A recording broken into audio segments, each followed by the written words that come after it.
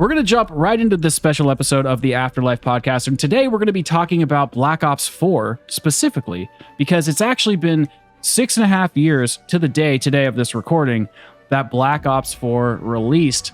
And so I thought it would be cool to bring on two amazing special guests to talk about how amazing this game was and how it was absolute peak. And so why don't you guys say hello to everybody? Jolts, go ahead. What's up, everyone? Afterlife, thanks for having me on yet again. Had a blast last time. We're back again, this time to talk about the best zombies game of all time, Black Ops 4. And I'm B-Rad the Man. I just genuinely love BO4. I think it's one of the better games to come out of Call of Duty, and probably since Black Ops 1, in my opinion. So I love it. It is pretty dang good. And so how this episode's going to work is we're going to have a little bit of a different format, because the other day I found an article, a Reddit article, or whatever you want to call it, a Reddit post, if you will, of a user named the Melancholia, who had an absolute meltdown on BO4. But I love everything this guy had to say. So what we're going to do is we're going to go through this post. He has 19 points about Black Ops 4. Telling the community why they were wrong to reject it, and kind of taking common complaints that the community has been maybe overanalyzing or bitching about for a long period of time, and just kind of debunking it based off of other examples and whatnot. So we're going to go through everything and talk about whether or not we agree with them, or if we agree with the community, or just maybe we have our own unique opinion that falls somewhere in the middle. So I'm going to start reading the blog post or the Reddit post right now, and then we'll get into those points. So here we go. I used to hate on Black Ops 4 until a year and a half ago. Here, I will make my irrefutable counter-arguments about the nature of Black Ops 4. Many commenters will insist that I am wrong and pretend to understand Black Ops 4 better than I do. Well, he hasn't actually encountered Jolts, Brad, and myself. I was going to say I probably do, but yeah, regardless, he's got some steep competition. They will continue to act as though Black Ops 4 is a disaster simply because of the perk system or whatever tangential, uninformed nonsense. I kind of read that inflection wrong, but you guys get what I'm saying with this sentence. So read this post carefully, as I have written some deep insights. This guy really has a little bit of an ego. I love him. The fan base in general does not deserve a good zombies game, as they clearly value nostalgia above all else and resist even the most moderate of innovations. That's a pretty hot take. I don't know if I agree with that. We will never get a great and cohesive zombies game ever again, because the fan base hated the best game, Black Ops 4. The whole Black Ops 3 was so good, BO4 never stood a chance because the hype was too much thing is bullshit. As we got Dead of the Night, a map that is roughly more valuable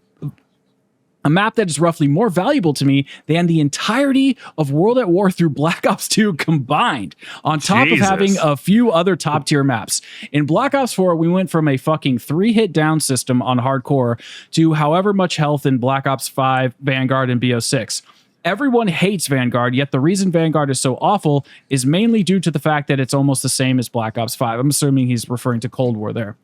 With Black Ops 4, in the span of 11 months, we've got Blood of the Dead, Dead of the Night, 9, Voyage of Despair, Ancient Evil, Classified, Tag Dear Toten, Alpha Omega, 10 new perks, reworked perks, Gauntlet, Rush, 2 new crews, perk modifiers, a new story, talismans, elixirs, special weapon levels, reactives and mystery camos, and various cosmetics, more weapons and wonder weapons than BO3 in its entirety, the best quests and boss fights, the best sound design, better graphics, music, better done blood and gore, punchier gunplay, co-op pausing, full power, carpenter shield repairs, shield repairing in general, max ammo, mag refills, every box gun being on every map, usable default equipment, toned down AATs, ability to gift weapons, 4 special weapons on each story, and you can choose one of those 4 on every map, special weapon initiation damage, balance point, and a balance points system. Holy shit, that was a lot. I mean, that guy was on a tear. We got 2 more paragraphs, and then we'll get into the meat. So the fan base generally hates the game and acts like World at War through Black Ops 3 are all better. Why is that? Well, they have irrational reasons as to how the game is supposedly terrible compared to all the previous installments. They have nothing but prejudice, spite, pathetic arguments that fail over and over. They don't look at actual gameplay itself. They just have meaningless complaints that contradict themselves or don't matter, or things that are actually worse in older games. They ignore the extreme faults of previous games and act as though BO4 is some kind of dull, unbalanced, unoriginal perversion of the series. They view BO4 as a filler game, despite it being the only one to have an actual ending. The reason they act this way is to a few things: no campaign, hatred of change, no matter how good it is, the appeal to tradition fallacy. Dude, I think this guy's like a philosophy major. Crashing issues that have been mostly fixed over 5 years, acting like it's too complex compared to previous games, YouTubers influencing their opinions and playing the game, influencing their opinions more than playing the game, simply not learning the game and not playing it, not purchasing it on PC after switching from console. That's actually a crucial point, the PC. So this guy has just laid out a whole ton of information. Brad and Jolts, what are you guys' initial thoughts on this guy? Brad, why don't you start us off? Well, first of all, holy crap, he's already written a book, and that's... Wow, okay, so... I kind of agree to some points, but there's some in there too where it's like, you might be going a little off the handle of that one there. I don't know. It's kind of hard to tell. Like, I understand like his argument of like, oh, they did all these changes, so and the traditional zombie players don't like those changes, blah blah blah. Like, to some point, I can kind of agree with that, but it's really dependent on like what he's talking about specifically. Like, I think like the point system or whatever, like that's a whole like I can understand like the gripe with changes. I think the point system is still. Let me retract. I still think the point system in BO4 is better than the point system that we got in modern zombies. Sure, but I still think the point system is better in World at War through BO3 than it is in BO4. Like, so that's like one thing where I can be like, I kind of agree with the fans on that one. But then the whole argument of like with the perks or whatever, like I kind of like the perk system in BO4. I don't get me wrong, it's not the absolute greatest, but I do like the idea of having like your selection, like you can actually make your selection of perks or whatever. I mean, granted, with the way they have it in BO4, you're probably taking the same 4 or 5 with you all the time anyway. But it's at least nice to know that you have the options. I wish we could have gotten a better option or a better way to change those options or whatever in game. But yeah, like I don't know, I kind of agree with him on that kind of a point or whatever, but. Yeah, he's just going completely off in this post, and honestly, like with some of these, I can kind of understand his point of view, but I don't know. This is one of those where it's just like go off and let's just see what happens here. Let's let the chips fall where they may. Sure. Yeah, exactly. Like he said, he wrote a whole book. There's some stuff in here that I definitely agree with, but some stuff in here that I disagree with. Like, I don't really understand the point he was making about, for starters, I don't understand the point he was making about, he was saying people say BO4 is too easy, but it's a 3-hit down on hardcore. Why are we comparing hardcore to other games' difficulty when hardcore is not the normal difficulty of BO4? Like, he has a couple points like that I don't really get, but for the most part, there is some stuff in here that I do agree with. Yeah, I think overall his sentiment. Well, basically my interpretation of this whole thing is like I actually agree with like probably 80% of the stuff he's talking about, but at the same time, it's more so the kind of elitist tone that's like kind of permeating through it. It's very snotty. It's very I don't know. But I kind of also I think it's funny at the same time. Like yeah, this guy's it's kind of hilarious. That is what the majority of posts on the zombie subreddit are. So that's true. That's a fair point. That's a fair point. But like there's also here's an interesting point. Like tone down AATs. for example, like I personally like think that's a bad thing because it makes our guns way weaker in the long term, and then you kind of overly rely on your specialists because not all wonder weapons were super amazing. I mean, you had some on Voyage that were great.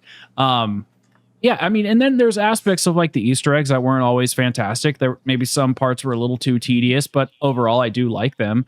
Boss fights I actually think were something that was a kind of a weaker point inside of BO4, even compared to BO6, and I love BO4. I just think you have to be able to kind of look at the entirety of the situation, but he's also right to kind of say, hey, the community was a little overzealous when it came to the no campaign. Like, does anybody give a shit about the campaign, honestly? Like, I know that some people are going to say in the comments they do, but I mean, I feel like, I don't know, the way that the way that the game is played, most people sink their time into zombies, multiplayer, or battle royale for the majority of the time. The campaign, people play like once, maybe when it launches, and then maybe they'll do a revisitation to it like a few years later. I don't think they're as good or as important as they were many years ago.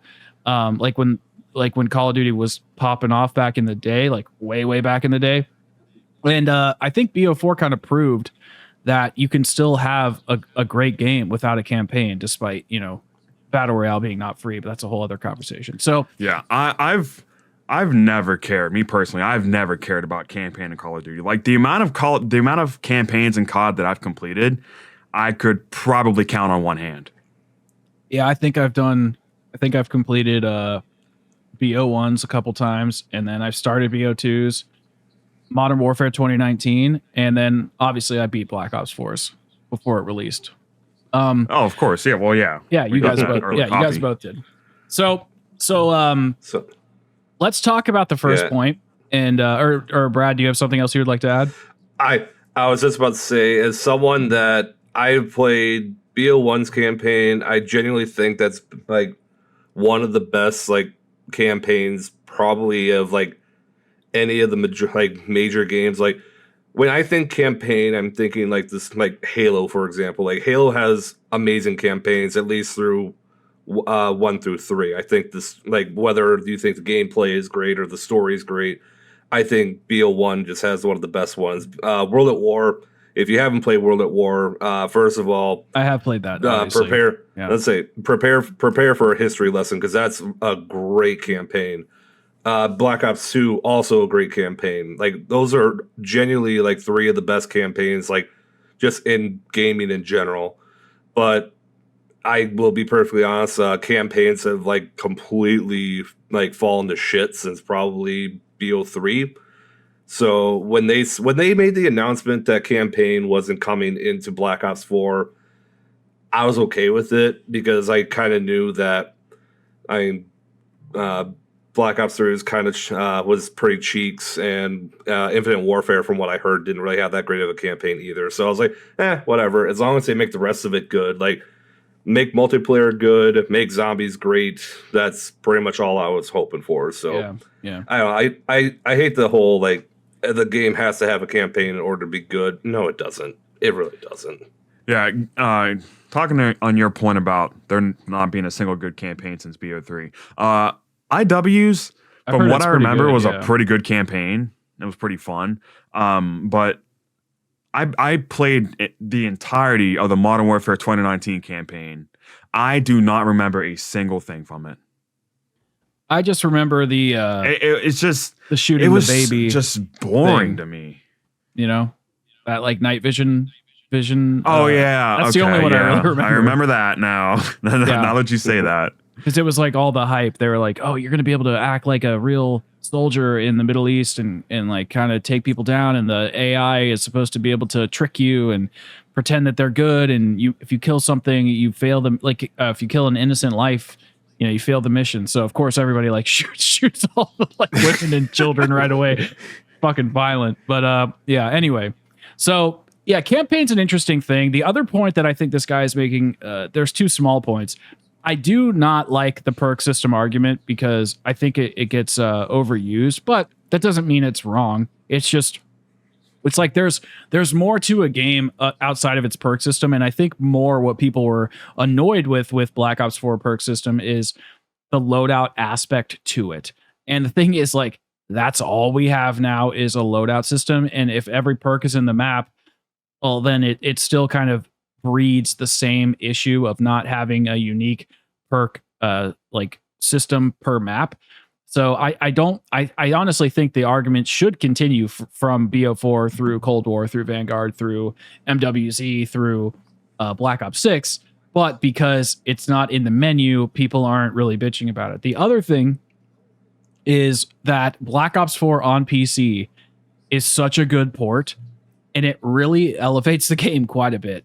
Just for anybody out there who's like, I have it on console. If you get it on PC, it will change your opinion on the game so drastically. It actually, I loved it on console and I loved it during its life cycle. But once I got it on PC and I could have a wider FOV, it makes that movement feel a little bit more smooth. Beanox did such a good job, and you can actually see how it is genuinely a next gen game. Like, if you compare it max settings of BO4 to max settings on BO3, BO3 looks great, don't get me wrong. But BO4 like outshines it on every level graphically. It's just another one of those instances of the current gen consoles not really being able to contain the game that Blundell and the developers were working on. And this is what happened with BO2. It happens really every single time Call of Duty is making a game, but it seems to really have hurt BO2 and BO4 the most. Yeah. Okay. All right. Unless anybody has any last quick thoughts on this introduction, we're going to move on to the 19 points. Does anybody have any final words before we move on? No, it's been 17 minutes and we haven't even started the 19 points. So at this rate, we're going to be here about 5 hours. So I think we ought to get a move on. All right. I agree. Okay. So the first point is Dead of the Night is too tedious and complex. Okay, let me frame this. He is saying that these are claims that most fans make, and he is saying that these claims are generally wrong. And so he's going to try to explain why people are wrong. Okay. So Dead of the Night is too tedious and complex. So is BO4 in general. Now he says it's not at all. Origins is precisely everything people presume Dead of the Night is like. Also, Dead of the Night is the greatest experience in gaming. Every launch map has simple setup. Voyage is actually too simple, despite it being my 4th favorite map ever. Okay. A lot to unpack there. Who wants to go? Dead of the Night being the greatest experience in gaming. As a whole. In gaming. That is wild. Not even just...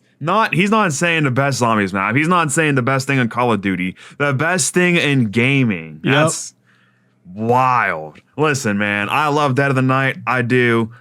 But no way. You are opinions and everything, but you're wrong. Move over, Tetris. Yeah, Pong, Pac-Man. fuck you. Yeah. Wait, what'd you say? No, I just said Pong, fuck you. Yeah, Pong, fuck you, Pong. Yeah, go ahead. Okay, so this is a point that I actually have to agree with. I heavily disagree with. Like, I don't absolutely despise Dead of the Night like some people do, but it is Dead of the Night is one of the most tedious and complex zombies maps in basically in Treyarch Zombies history. Like, I'm sorry, I'd argue it's the single most tedious map in Zombies history. Either that or maybe it's either that or Attack from Infinite Warfare. I know you don't know that, Brad, because you never played it. Yeah. Have you played it, Skeptics? Yeah, I have. Oh, so what do you think? Which do you think is more tedious? Or do you think there's a more tedious map than those two? I mean, I kind of like tedious maps. I actually think the Tortured Path is kind of tedious. I actually think that is one of the most tedious experiences of all time. Like going in and getting the rope and trying to get the zombie on the windmill and trying to get a fish to swim around and Lord knows whatever I'd say else. that's tedious because you have to do everything exactly perfectly with RNG thrown in, or else you'll fail and have to restart from the very beginning. Sure, I'd say that's a little different. Yeah, but you can't use rounds to your advantage. Listen, I think Dead of the Night is a little overhated in the tedious department because really it's just a collectathon and like you're kind of running around like the way I look. Okay, Dead of the Night actually it does have a high skill ceiling. Like I agree, but once you kind of get it down, you can't think of grabbing the pieces and the parts and completing things in terms of like memorizing each location. You have to think about it in terms of areas. And when I started learning the map like that, it actually shaped how I interact with zombies as a whole. So now, like when I'm going to get the bell inside of Shattered Vale, I'm not thinking, oh, it's to the right of the wall by, it's to the left of the wall by, it's in this cabinet, it's down on this shelf, it's by the desk. I just like know it's in that room. And I look for the doilies and I try to narrow my search. And that's how I feel about Dead of the Night. I know that the scratch marks are in these key areas, and I have a vague idea of where they are, and I can master that. Like I agree that it is tedious, but I just think it feels extra tedious because there's extra steps there's more extra steps than usual. Like with Origins, there is a lot of shit in that. Like you have to decode things, changing symbols into numbers, changing symbols into other symbols, listening to Sam's clues. Like there's a lot to unpack in Origins. I also think Dead of the Night has a really great traversal system. Like it's just easy to get around that map. It's not complicated to learn. And I think it plays to its strength narratively of being a spooky haunted mansion that is supposed to have a ton of secrets and be complicated. It's like a Rubik's Cube of a map, and you're just kind of twisting and turning it and bending it to your will. And I personally really like that. So I kind of veer towards being into the tedious nature of these maps. So like I just don't hate it, and I like that complex nature. But I do too. Don't get me wrong. Like it sounds crazy, but like I'm not necessarily saying that as like a bad thing, like for me personally, but I do know that like 90, 95, maybe more % of people that play zombies are going to be turned off by Dead of the Night just because of how overwhelming it is to just even unlock Pack-a-Punch. Like, I know what you're saying, and I do agree. Once you like take the time to learn it and learn all the parts and everything, it does flow a lot better, and it is a lot more fun to play. But that first game or two, man, oh boy, that's rough. Like I'll take it from like my like. So I'm probably more of a casual like when it comes to the gaming stuff. Like obviously people know Easter eggs, people know like these strategies for high rounds. I just want to shoot cool guns and have fun. But when I played Dead of the Night, like don't get me wrong, the Alistair's Annihilator is arguably one of the best wonder weapons, but it is such a pain in the dick to have to upgrade that thing. I absolutely despise this upgrade quest. Like I look at it like what's the payoff, and is the payoff like for how you get from step one to step to get it completed, is it worth it? Like Origins, for example, like building the stabs or whatever. Yes, the Origin stabs are really kind of a slog to have to make every single time or whatever, because you have to get all these parts, you have to do this to get it upgraded, then you have to do that to get it upgraded, then you have to kill like 700 soul like zombies to get the souls, then you have to do these puzzles and stuff. But at least you're graced with like 4 of the best wonder weapons that Treyarch has ever completed or like ever made in zombies history with the stabs. Whereas the Alistair's Annihilator, you have to I couldn't even tell you like the first step of actually upgrading the Alistair's Annihilator, because it's such a chore that I just genuinely don't want to deal with it. And it doesn't help too that you're also getting spammed with Catalysts and Nosferatus and Werewolves and the Crimson Nosferatus. Like it gets to a point where it's just like I couldn't be bothered. Like that's interesting. That's like the main reason I don't like Dead of the Night. Like don't get me wrong, its atmosphere and everything, one of the best atmospheres in zombies history, like no doubt. I love the layout of it. Layout's great. The wonder weapon is great once you actually get it completed. But Dead of the Night is one of those maps that I will not ever play solo. Like I'll play with friends, but if you ask me go play Dead of the Night right now by yourself, absolutely the fuck not. I will not do that. That's funny. I think it's actually like once you kind of get it down, it's actually really easy. Like you can you can get to the boss fight by like round 14 if you know what you're doing. Like you can really optimize it. And I just like maps like that. But I mean, I guess it is tedious. I like personally, like I kind of think Gorod Krovi is tedious, you know? Like I think doing those challenges can be a little tedious at times. I think it depends on the actual steps. In a map like Dead of the Night versus like a Gorod Krovi or Revelations or something, like I have so much control over Dead of the Night. Like I can make it my own experience. I can kind of play casually and get up to the high rounds while doing the egg. I can really optimize it and collect all these parts and make sure I kill the right enemy right away so that I'm getting, you know, the materials it drops so that I can craft the premium materia to upgrade the wonder weapon, etc. You can make sure that you have each challenge ready to go so that you can do each challenge like one after the next, or each lockdown, and then just like start the boss fight. Like it has so much optimization, so I really like that. But as a you know, with Gorod Krovi or something, it's like it's pushing you further and further. Like it's pushing you into those challenges, and then those challenges are kind of all going to be tedious in nature depending on what you're doing. Like bringing the mangler. Like I find that to be really annoying. I hate that. I hate that step so much. I hate doing it every time. Me too, man. So, fuck that step. You're damn right. I don't know anyone that likes that stuff. So that to me is tedious. So it's like I guess it just kind of depends on what tedium is to each player, but I think that's kind of the fun of zombies. But I definitely don't think Dead of the Night's the greatest experience in gaming. I would you know, there's a lot of great games out there like Resident Evil. I liked God of War. And Wait, God so of you War mean to tell Ragnarok. me you wouldn't rather play Dead of the Night over Elden Ring? Ooh, Elden Ring's pretty good too. There's just a lot of great stuff out there, you know. It's definitely one of my favorite maps. It's a top 5 map for me, but I don't know if it's the greatest experience in gaming as a whole.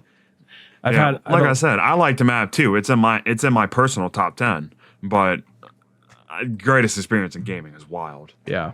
Yeah, it's a wild statement. Okay, let's pop on to point number 2. And also, guys, I would love to know what your opinions are in the comment section, because these are some wild claims, and I feel like we're pretty fair over here on the podcast, and that's why I also brought Jolts and B-Rad on together, because they're both pretty fair dudes who I think have pretty like neutral takes or nuanced takes. Like they might have their favorite things, but they really kind of understand the nuance. So you guys let us know if we're out of pocket here or anything like that. So point number 2 is his claim that he's the point that he's rallying against is you can't switch perks out mid game. And then he says, well, feel free to down yourself in BO3 so you can swap perks. The game ends as well, or the game ends as a result of having self revives tied to a fucking perk. Okay, so now he's yelling at BO3 saying that your quick revive is tied to self revives and he prefers the self revive method in BO4. Also, why would you ever swap out double tap or jug? Speed cola is in all BO4 perk modifiers. BO3 does not allow for nearly as much experimentation. I'm going to go first here because I have been making this point for years. Actually, I think that in BO4 you have a perkaholic baked in. So you have jug if you play normal.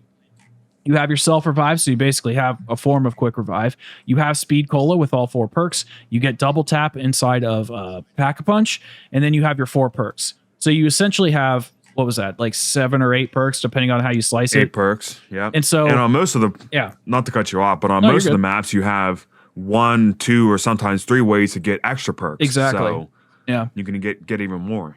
Yeah. So I actually always thought that it was kind of lame for people to kind of bitch about the perk system, not only because of the loadout aspect, especially to what we have now, but also because you really did have all the perks that you needed. It is kind of lame that jug is baked into the player. I do think that does suck because it makes the early rounds really, really, really easy. But it's the reason that happened, from my understanding, is just because it didn't work out. Like they were supposed to have an armor system that was more flexible than what it is, and I just don't think they ever got it balanced to the way that they wanted. So, well, remember BO4 initially launched without Juggernaut. Exactly, yeah. Normal gameplay was a 3-hit down. Yeah, same with the speed cola that was entered later too. So yeah, I don't know. Like the whole like so the whole perk system thing. The only thing that I don't like if okay, I'll take this for an example of like getting Perkaholic or something. Obviously in BO3 you get Perkaholic, you get all the perks. That good, great, grand, wonderful. No yelling on the bus. But with BO4, when you get Perkaholic, you don't really get the one, you obviously don't get all the perks, and I don't want to get all the perks because that would just be like, oh, that'd be overload. I'm pretty sure your game would crash. But I wish if you did get Perkaholic, like let us choose like what perks we do get with Perkaholic, I guess, because like I absolutely despise Blood Wolf Bite. I think it's one of the worst perks. I'd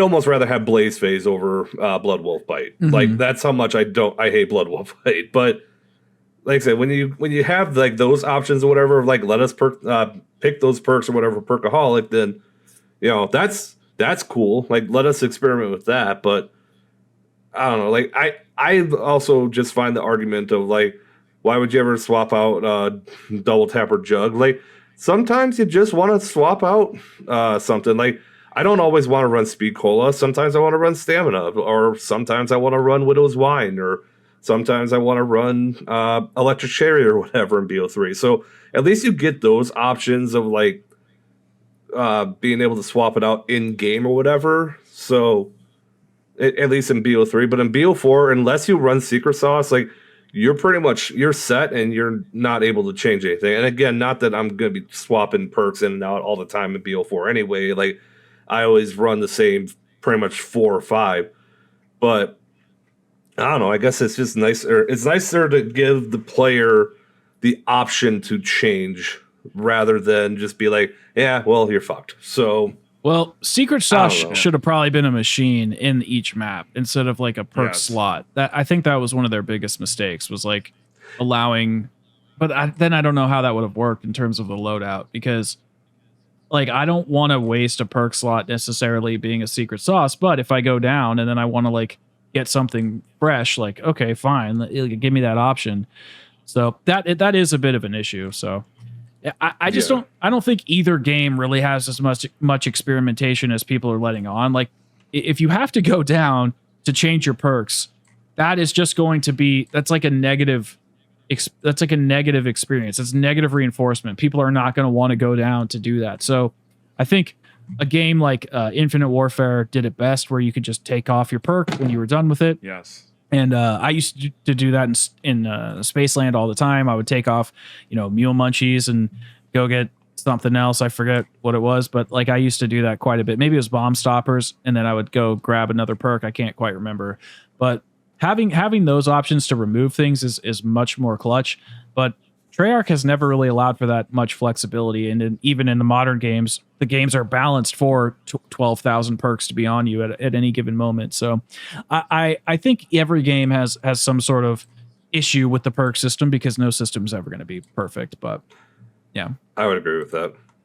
Like there's really not a game out there that that really has perfected it. Like I still like how it basically was back in like BO1. Well, I guess I do like the classic version of the perk system. Like I don't absolutely despise like being able to upgrade it or like change its augments or whatever. Like that's not terrible, but no perk system is really great. I think they were very close with BO3, at least in terms of like, hey, here's a Perkaholic or whatever, or hey, here's these quests to give you like free perks or whatever. But I just feel like then after that they just kind of went down a different path, or just kind of made it a little more, I don't want to say complicated or whatever, but they just kind of shifted, and I don't know. I don't necessarily know if that's for the better or not. Mm-hmm. All right, well, let's move on to the next point here. So now he's talking about graphics, and he's saying that a lot of fans will say Black Ops 4 has worse graphical fidelity or looks, and it's worse than BO3. Then he makes the comment, take a look at Blood of the Dead, and then take a look at Gorod Grovey. BO3 textures are smeared and blurry, Ambient occlusion is and lighting is worse. Colors are worse. General map detail is worse. Sound design is worse. Also, the Giant is the worst looking map of all time.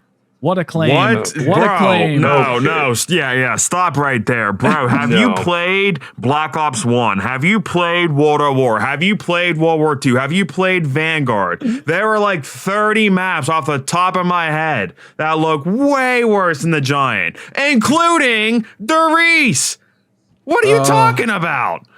Yeah, I heavily disagree. Like, I'm a BO1 fan, and I know a good chunk of that game is great. That's one of the worst takes I've heard of all time.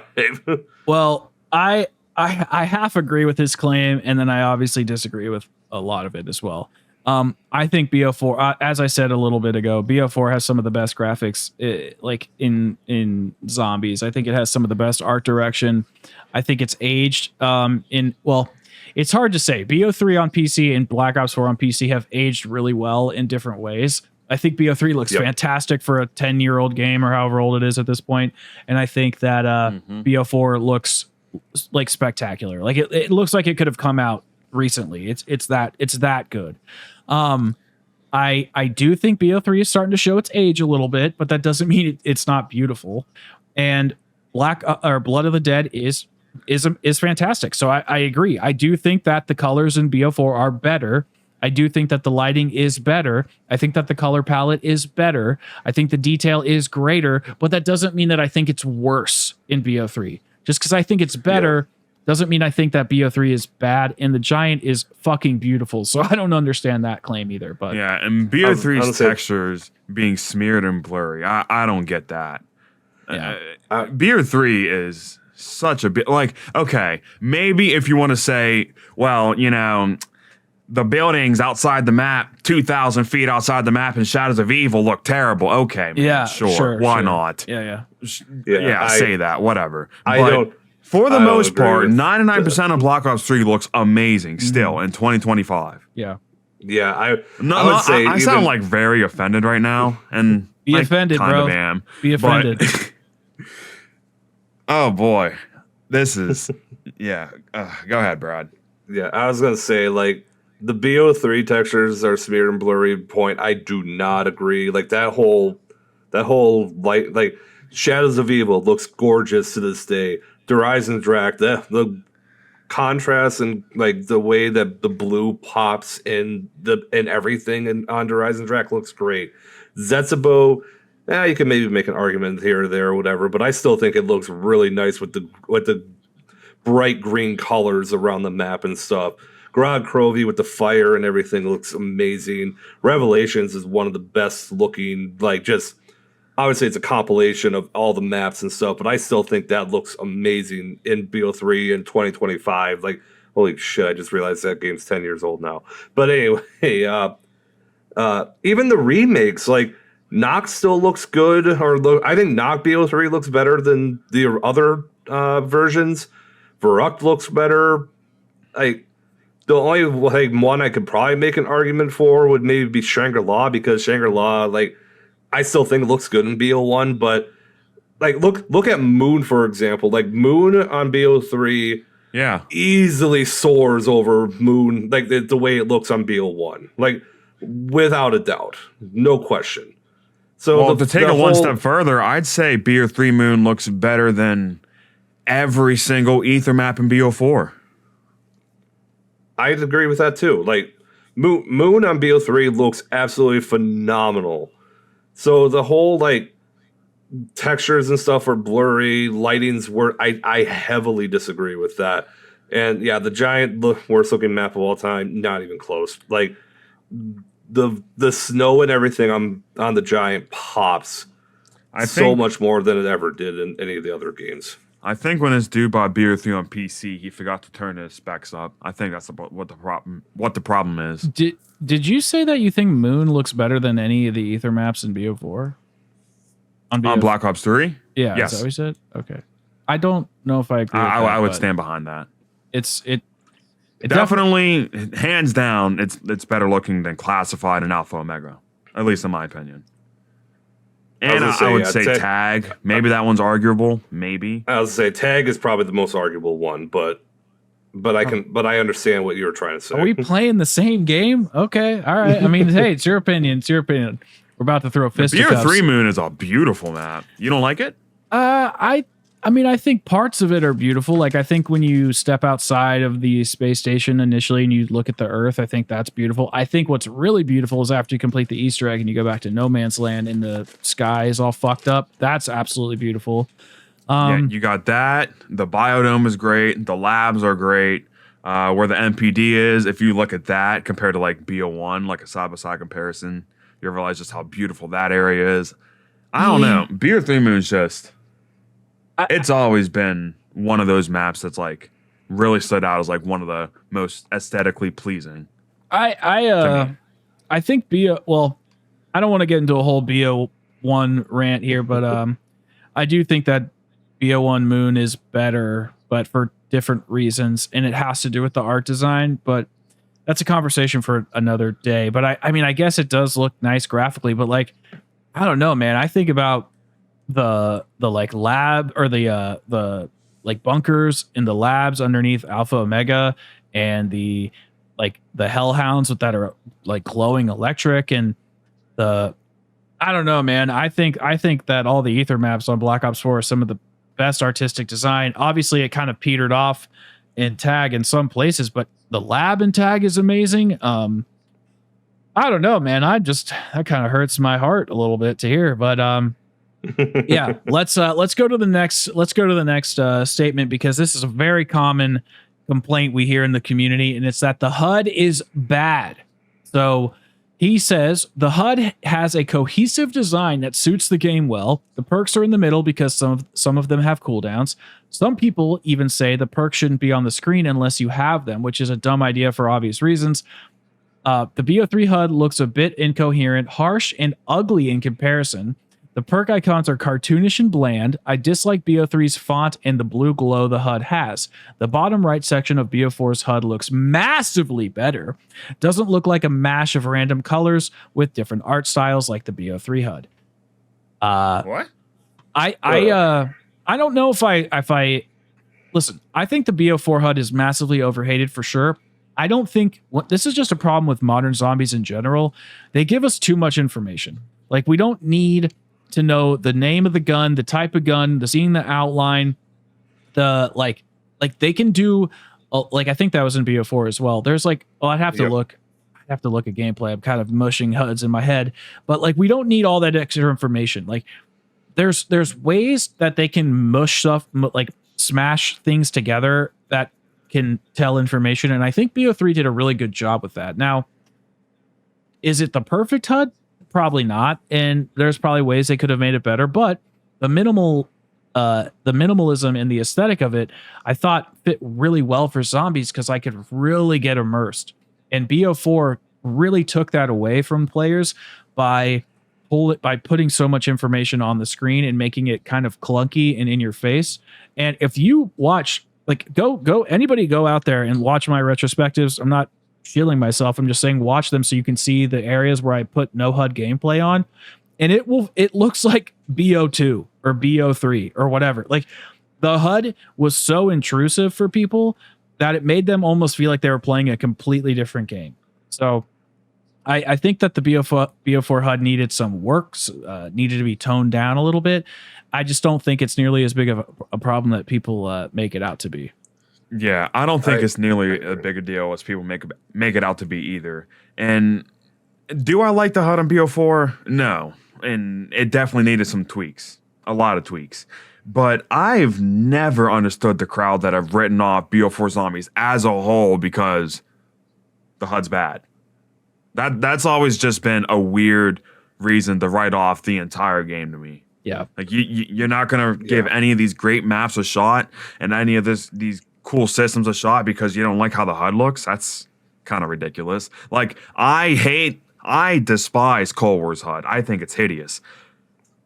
But I still like playing Forsaken and Mauer and stuff like that. Like, I don't know. Just writing off a whole game because of a HUD is just like a wild thing to do, in my opinion. Yeah.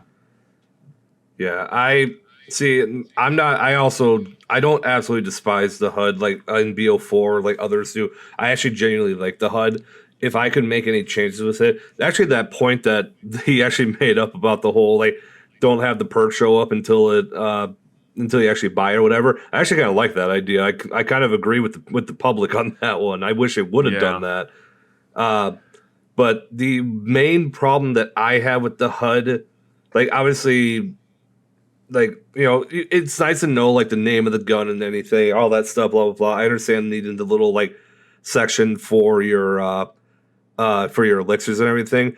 My biggest issue with the HUD though is the picture of the gun. Why do you need a picture of the gun? Yeah. I'm holding the gun. That is so unnecessary, man. that like I understand like putting in the icons for your specialist's charge or anything like that. Like I feel like BO3 did that part really good with having it included in the little in its little like icon there on the bottom right there. I thought they did a really good job with that. If they would have done the same thing with that in BO4, I feel like the HUD issues would be cleared, or the HUD issues would be alleviated a lot. Get rid of the picture of the gun, do something similar in BO3 that they did with BO4 with the specialist. And a lot of the HUD problem gets chucked out the window right there, like because it looks a lot less clunky. And if that's the argument that people are going to make with that, like I said, I don't mind the HUD, but. I just feel like there are a couple of things that they could definitely do to make it better. But yeah, I kind of agree with Jolt's sentiment on that too. BO4 with its HUD still looks a lot better than Cold War's HUD. Mm-hmm. I hate Cold War's HUD.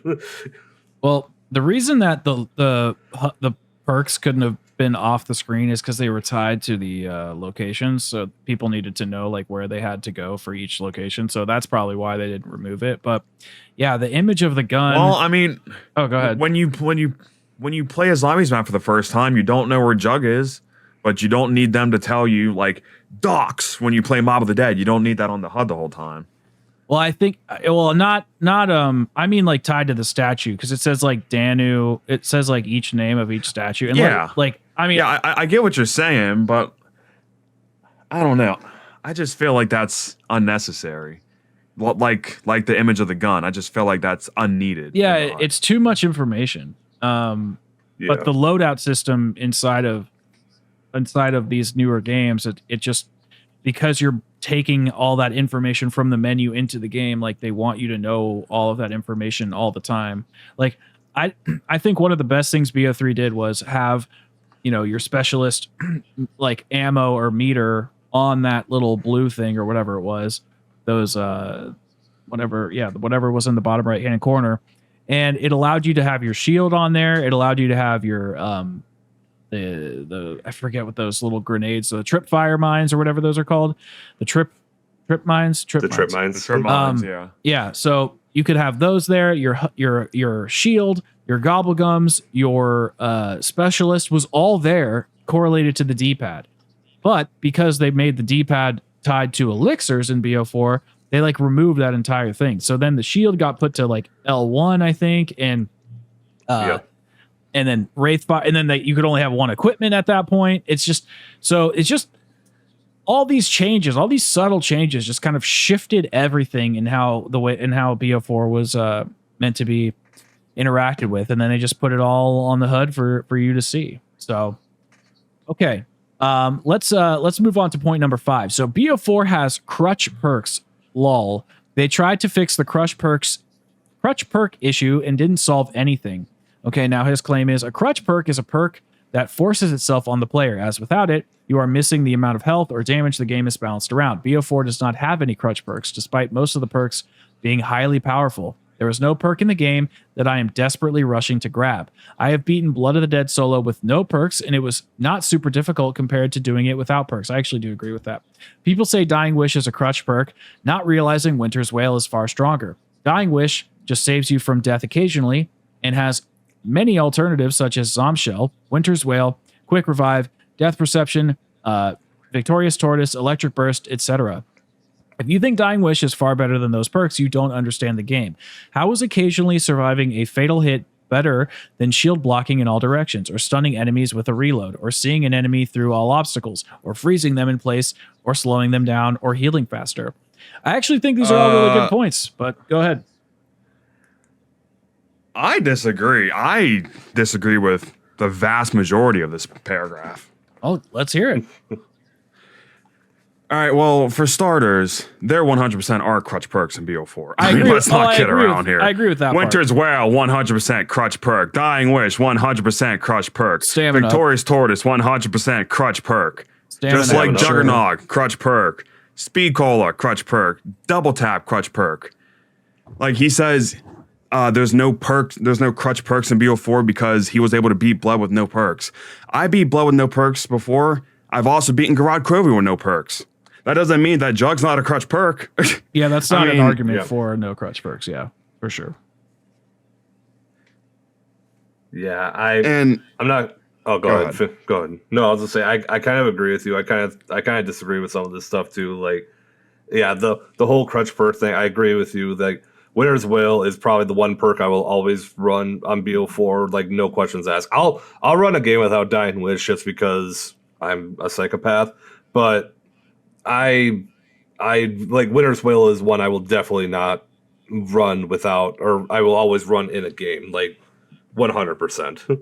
But yeah, this step that, or this part here where they talk about how it's occasionally surviving a fatal hit far better than shield blocking, like that whole bit or whatever. Like, do they not understand if you have if you run Dying Wish or you run Winter's Wail?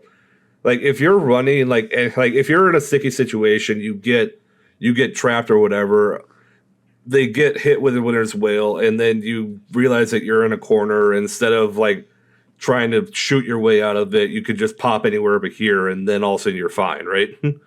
That's that kind of just completely eliminates like the majority of this argument. Well, no, I think I would actually think it would strengthen his argument, because that's just saying that you wouldn't need a crutch perk to rely because you have other tools in your kit. So I actually think it would strengthen it. But here's the thing. Here's why I agree with what he's saying mostly. I don't think Dying Wish is that great. I actually never really use it. And I love Winter's Wail, but I really only use it on Alpha Omega because I have to go to that damn computer all the time. Generally, my perk loadout is obviously the perks that are baked in, like, Double Tap and Speed Cola, Jug, and the self revives. But I actually use I'll use what's it called, Electric Burst, and then I'll use the time slip, and then I kind of cycle between Winter's Wail and other things. Maybe it's Dying Wish, maybe it's Victorious Tortoise, or whatever. I have like kind of a free perk that I'll cycle through, and then I use Stamina Up. Stamina Up is my crutch perk. I put that in my modifier all the time. I always want to be running fast, but Dying Wish is not great to me because I don't use the melee feature at all, and I really want to.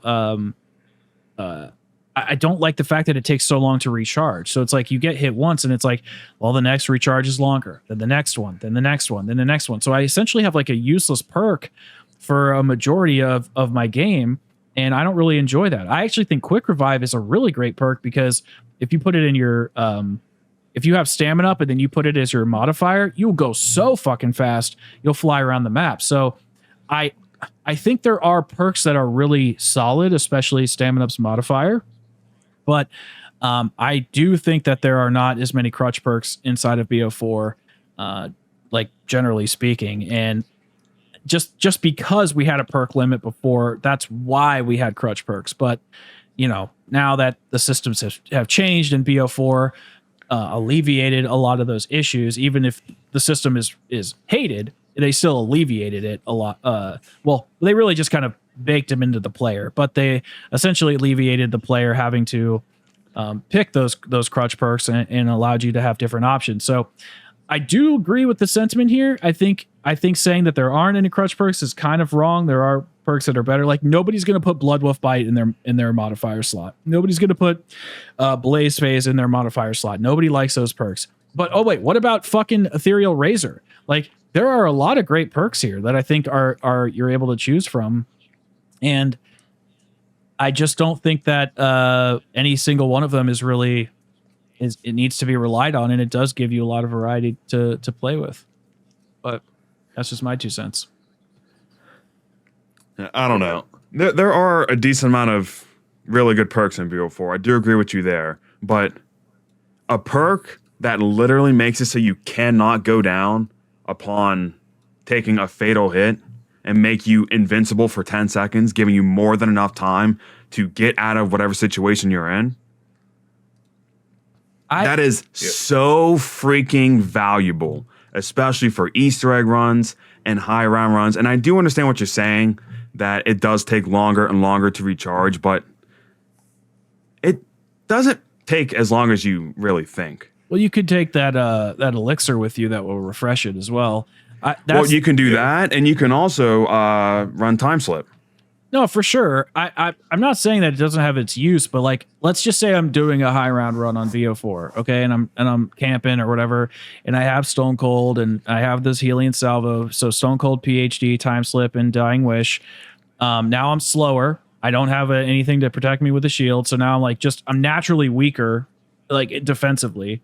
So then my Dying Wish is going to go off more regularly, and now it's like, okay, well, it just went off on round 60.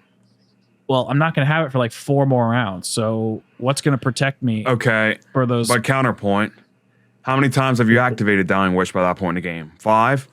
By that point, that would have been GG's for you in the game without Dying Wish. Well, or maybe because that would have been 5 downs. Well, I mean, because Dying Wish only activated when you would have died. It saves you from dying. So that would have been 5 downs you would have taken. So you would have been long dead by that point. Well, I mean, that's what I'm saying. It essentially acts like extra revives. It's a get out of jail free card. What? I'm just saying, like, I mean, that could have been the first time. Like, I mean, I could have survived till I got to round 50 or something. I'm just saying, like, when it hits you and when you get hit with it and then you don't have it, it's like you're weak for that next period of time, and you don't have any of those other good perks to help kind of alleviate the burden. I'm not I don't really like Dying Wish personally. I don't really see all the hype. I guess maybe like on an Easter egg run, if you're in the boss fight, it can be kind of helpful, like kind of gives you a little bit of a buffer at times. But yeah, I mean, that's just assuming if I did get hit before, but you know, I could just make the counter that I didn't.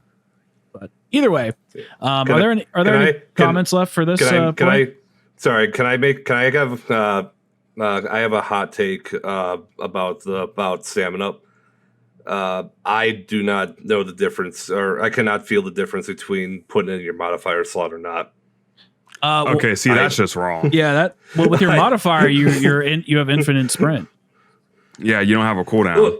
Well, yeah, I understand like the non-infinite sprint or whatever, but generally I'm usually just slide hopping most of the time, so I really can't tell the difference. So I don't know. Well, you don't have to. That's the beauty. I never put stamina up in my modifier. I always put Winter's Wail in the modifier. But I know a lot of people put stamina up in the modifier, and I get it, but I don't know. I guess I just slide hop too much. I honestly think stamina up would be the only crutch perk, really, or maybe Dying Wish, I guess. But like, I really think stamina up is a straight up crutch perk because it gives you actually infinite ability of something that is kind of needed for the spawn system in this game too. Yeah. Well, especially with how big a lot of the maps are. Like Ancient Evil's a big map, Blood's a big map, Tag's a big map. Like stamina up is basically needed in all these maps. Like the only one you could probably make an argument that you probably don't need stamina up in would be Classified to an extent, and honestly, like Alpha Omega, you probably don't need it as much. But yeah, stamina up is definitely a crutch perk. I think it also helps with you want to have a real fun experience. Shooting. Do that Blood Easter egg with no stamina up. That's real fun. Yeah, I've done that. It's pretty boring. Have fun on that power step, man. Oh, jeez, always. Yeah, the no perks challenge on that map, the Dark Ops challenge. It's not hard, but it is kind of annoying. Just it's like a slog. Yeah. So, all right, next point. BO4 is unoriginal. This is the claim he's arguing against. The game has 4 original maps and 4 reimaginings. BO3 has 4 original maps, 1 reimagining, and 9 remasters. Ooh. Okay, we're not doing this. Oh, no. Most of which are terrible filler maps. The remasters, I mean, he puts in parentheses. This is on top of the fact that BO4 has a higher quantity of all other kinds of content, such as weapons, cosmetics, perks, characters, boss fights. I mean, you could also argue gauntlets and rush. I mean, I see what he's saying here, but I don't know if that's like the most charitable like that. Wait. Go ahead. I don't think I'm understanding. What is he calling Zombies Chronicles terrible filler? I think he is. Yeah, he is. He's saying that how is a post DLC, hey community, have fun filler? What? That's a bad take. It's just the thing that I like. Okay, this is the thing I like about this whole post is that it's very anti BO3 because he's so tired of people hating on BO4. So he's being very he's just shitting all over BO3, and BO3 did I get that, wrong. but like two things can be true at the same time. BO4 can be great and BO3 can be great. We don't have to say, and this is what I don't understand about a lot of people with zombies. Like when I talk good about BO4, most people that want to talk shit on me, they're like, oh, shut up. It's not good as BO1, blah, blah, blah, blah, blah. Like, I don't get why people got to like attack or like bring up other games just to shit on or talk about another game. Does that make sense? Yeah, or am I talking in circles? I think you're right. Generally speaking, like you want your argument to be able to stand on its own 2 feet. I just think from his perspective, he's just using BO3 as the example because the community holds it in such high regard. And I even understand what he's saying here to some extent. But if I was to let's just say somebody was like, hey, I heard that Call of Duty has like a zombies mode. Well, like, where do you think I should start? I would probably point them to BO3. And I'd say get Chronicles, get the DLC. Really? I probably would because they can start to learn, how it works. They have an easier entry point with Gobblegums. They can play the classic experience. They can play, the Giant. And then they have like this incredible campaign with an incredible story. So I think it's of course, yeah. I think it's like good. It's a very complete experience for most people to play. But like if they were like, hey, no, I want to go in deep, I want to get in with the hardcore stuff, then I'd probably push them to BO4. That's interesting you say that because for a while I would have said something similar to what you said. Start someone off on like the Giant, for example. But the more I think about it, BO3 has a fairly fast like zombie hit speed. That's true. It does. For a newer player. It does. So me personally, I'm not saying you're wrong. I'm just saying I would probably recommend someone to start on like Town, for example, on BO2. Town would be a good one. Because it has just the bare bones stuff. It has a couple doors you can buy, the perks, a couple box locations, nothing too crazy. But it also has like a noob friendly zombie AI, Mm-hmm. Yeah. Yeah, I don't disagree with that. Yeah, I definitely agree with what Skeptics, like his point of what you were saying. Like BO3 is probably the best one to like, at least in terms of like the more modern zombies, like quicker pace and whatever. I would agree with you on that. I also understand what Jules is saying about like, hey, let's put them on Town or something like that's probably the best like training, like the best starter map or whatever. I know that I probably will get some flack for it. I feel like Nuketown might also be a decent one with that too, just because it is more like it's more of a beginner map than most other maps are. But like I said, you both have like good points that I definitely agree with in terms of where to start them off or whatever. I still think BO3 is probably a good one just because they can get used to the simplicity on like Noct and Verruct and Shido Numa and stuff. And then once they start building it up or whatever, then they can move on to like a Der Rising Drac or Garad Krovi or something like that. I think BO3 is definitely the better version, like best game to start off with in zombies. And then BO4 is definitely the one where it's like you want something more hardcore or whatever. You want something more like with strategic and like full of story and everything. BO4 is definitely the better one with that. Well, I actually I said with this point, like I understand where this guy is going with, but I just feel like him like completely trying to shit on BO3 by calling Chronicles filler maps is I understand like what he's trying to do. I just think he could have went about it a little more positively. Well, so let me just say this. I have heard this argument from another person in the community, and they made an interesting point that most of Blundell's career has been surrounded by remasters, and I think he's made more remasters than actual new maps, which is I think that's true. Has he? So, well, we have Chronicles, and then we have BO1 has the World if you at count War. Chronicles, and for sure, yeah. And then BO 4 has 4 of them are reimaginings. So, he's had Mob, Origins, Shadows, Zetsubo, Gorod, Alpha, whatever the BO4 ones are. What are those? Or he's had Darius, so that's 6. And then the 4 from Black Ops 4, so that's 10. So he's made 10 original maps. Plus the 8 from Chronicles, so that's 18. Plus the 4. It's about even if you consider Darius his first map and then they remade it. So it's about even. He's about 50-50. That's pretty interesting. Wait, did he do Darius? That's crazy to think about. Yeah. His first map that he led was Darius, I think. So that's actually badass. Yeah, Darius, and then he also worked on Moon, did he not? He didn't lead it, obviously, but I think I'm sure they all kind of work on stuff together, and just somebody's like kind of leading the project, really. But yeah, I think this is I mean, calling BO4 unoriginal, I've never really heard that claim. I actually think one of the claims people make usually is that Black Ops 4 is almost too original. Like it's like over the top in many ways. With the fact that this was a critique that you heard a lot. I don't know if you remember, Brad, but this is a big critique of the game, like during its DLC season. Yeah, like I think when we saw Alpha Omega, everyone was like, "Oh boy, another remaster! Yay!" Yeah, that Tagger Toten. Yeah. Hey, Call of the Dead again! Awesome. Yeah, really wish we had an original Ether map for the ending of the Ether story. Yeah, I guess that's they fair. definitely didn't make the unoriginal arguments with Dead of the. Well, you couldn't really do it for Dead of the Night because they didn't advertise shit. But Ancient Evil, they definitely did make that argument. But with Alpha and Tag, I think they were also just kind of frustrated with it too because they wanted.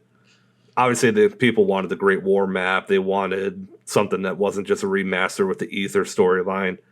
I think that's when a lot of the whole it's not original. They're just going back to going back to these ones or whatever. So yeah, but felt like it did Ether dirty, right? Like, why is this 10-year story ending with reimaginings? Instead of original content like the Chaos is getting. Yeah. All right, let's go on to the next point because we're only at 7 and we have like 12 more. So we'll try to go a little quicker on these things. So the next point he brings up is the point system is bad. And then his claim is you think wall-buy SMG should give you 5 times as many points as a shotgun, wonder weapon, sniper launcher. You clearly just want to exploit the game. That's quite an assertion with no evidence. I'm not interested in wasting time shooting a fucking zombie in the leg on round 1 only to one-shot it with a knife, regardless of whether or not I shot it. I don't know what he means, but I think I know what he's saying, but it's worded a little weird, or maybe I'm just stupid. I think points should be determined by damage. You think points should be determined by the amount of shots hit. How is this even a debate? So it's actually he's framing this a little weird. It's not the point should be determined amount of shots hit. It's how many points can you extract from a zombie. Like a zombie is technically like infinite points. It's just until it dies. So I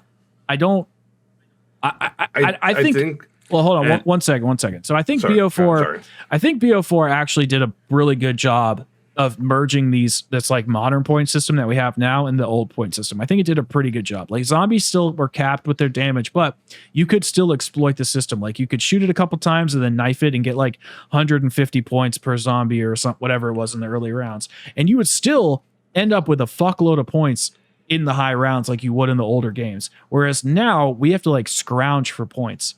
So I don't think this Black Ops 4's point system was really bad at all. I don't really hate the fact that it was damage based or whatever it is, however you want to call it. I just think that it actually, I don't know. I don't really fucking hate it at all. I don't really have any counters for it. You guys go ahead. It's like what I said earlier about the point system. Like I understand like what he's talking about. Like with it, it's like basically like round 1, you shoot the zombie like 4 times, stab it, you get like 180 points or 170, whatever it was. And then next round, you can basically unload an entire mag or clip or whatever of the pistol to get 80 points, and you stab it, and then you get the 130 off of it. Like that's pretty much what it was in classic zombies. And then obviously BO4, they did it with the more damage base type of kills or whatever. I'm going to say this, like, I prefer the old point system. I don't hate the point system of BO4, but on the same argument, if you're going to say that you think the point system should be determined by damage or whatever, then go play fucking Cold War, because I don't need that nonsense. Because it's I do not like I don't like the way that the point system is in modern zombies. I think it was okay in BO4, but the classic point system was so much better, like 100%. Yeah, the classic point system is better, and it's funny because he kind of says why in his first sentence. You buy wall-buy SMGs that give you 5 times as many points as a shotgun or a wonder weapon or a sniper rifle. Yeah. That's what was so great about it. You either did your early game with either damage or with a weak weapon, and you could just rack up the points. You were either getting a super weak weapon like the MP5K or the MPL or the M14, stuff like that, and you could just rack up the points. Or if you want to, you could get a super OP gun from the box, a super strong gun like a shotgun or something that wouldn't give you that many points, but in turn you'd be safe for the first like 10 or 5-10 rounds. Yeah. I really do think BO4 I don't know, like, did a good job though of blending them together. I agree with that point. It's not as bad as it is in Cold War or BO6, but if I had the option, I would much rather have the classic point system. I mean, I agree. I do like it was. Go ahead. I was just going to say, it was a little jarring to get used to.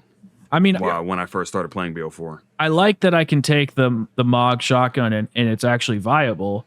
I like that I can take different weapons and they're actually viable, and you kind of get the best of both worlds. Like you could 2-shot a zombie with the pistol and then use the strife, lunge attack and get that 125 plus the, 20 point or however many points it was to shoot them. So you were getting kind of the best of both worlds. So it's like, yeah, actually using a weaker SMG probably would be advantageous in a way. It just wouldn't be as advantageous as it was in the olden days. But with the fact that we had Jug baked into the player from the get-go, like there's nothing to really, you don't really need to worry about using a weaker weapon because there's no risk. Like you're gonna kind of get to the same point in the BO4 journey through how the game is just designed anyway. It was all about point optimization to get farther in the map quicker. Yeah, no, I agree. But the way BO4's game is designed, it's like so quest heavy. Like everybody, unless you're super crazy, like probably us, like how we play when we're trying to optimize things. But for the average player, the way that the map kind of funnels you, like Black Ops 4 maps feel much more on rails than previous experiences, and I kind of like that. It makes me actually feel like I'm going through a quest. Whereas opposed to BO3 and even in BO6, there's a little bit more free. It's a little more free form. So it maybe each game can be a little different if you want it to be, unless you choose to play a certain way, I guess. But I don't know. Maybe I'm talking out of my ass. Yeah. I just want to be able to get back to the point where we can argue which is better, the Olympia or the M14. True. Never gonna. The correct answer, by the way, is the Ballista. That hurts my heart a little bit. I'm more of a wait to get the MP40 off the wall. So yeah, that's probably what I do. Real quick before we move on to the next point, I just want to say, if we like flip his example on its head,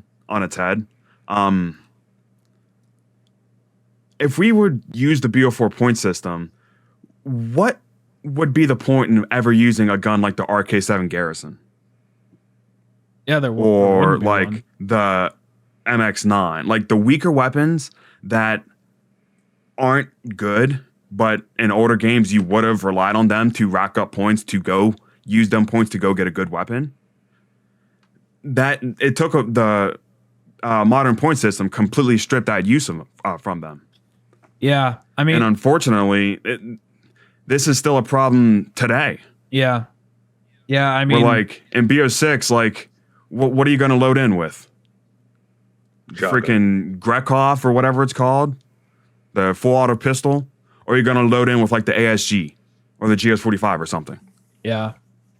Yeah, the new point system and the loadout system strips away any integrity for the box and any like difficulty curve of getting to that point where you want to work towards getting another gun. It's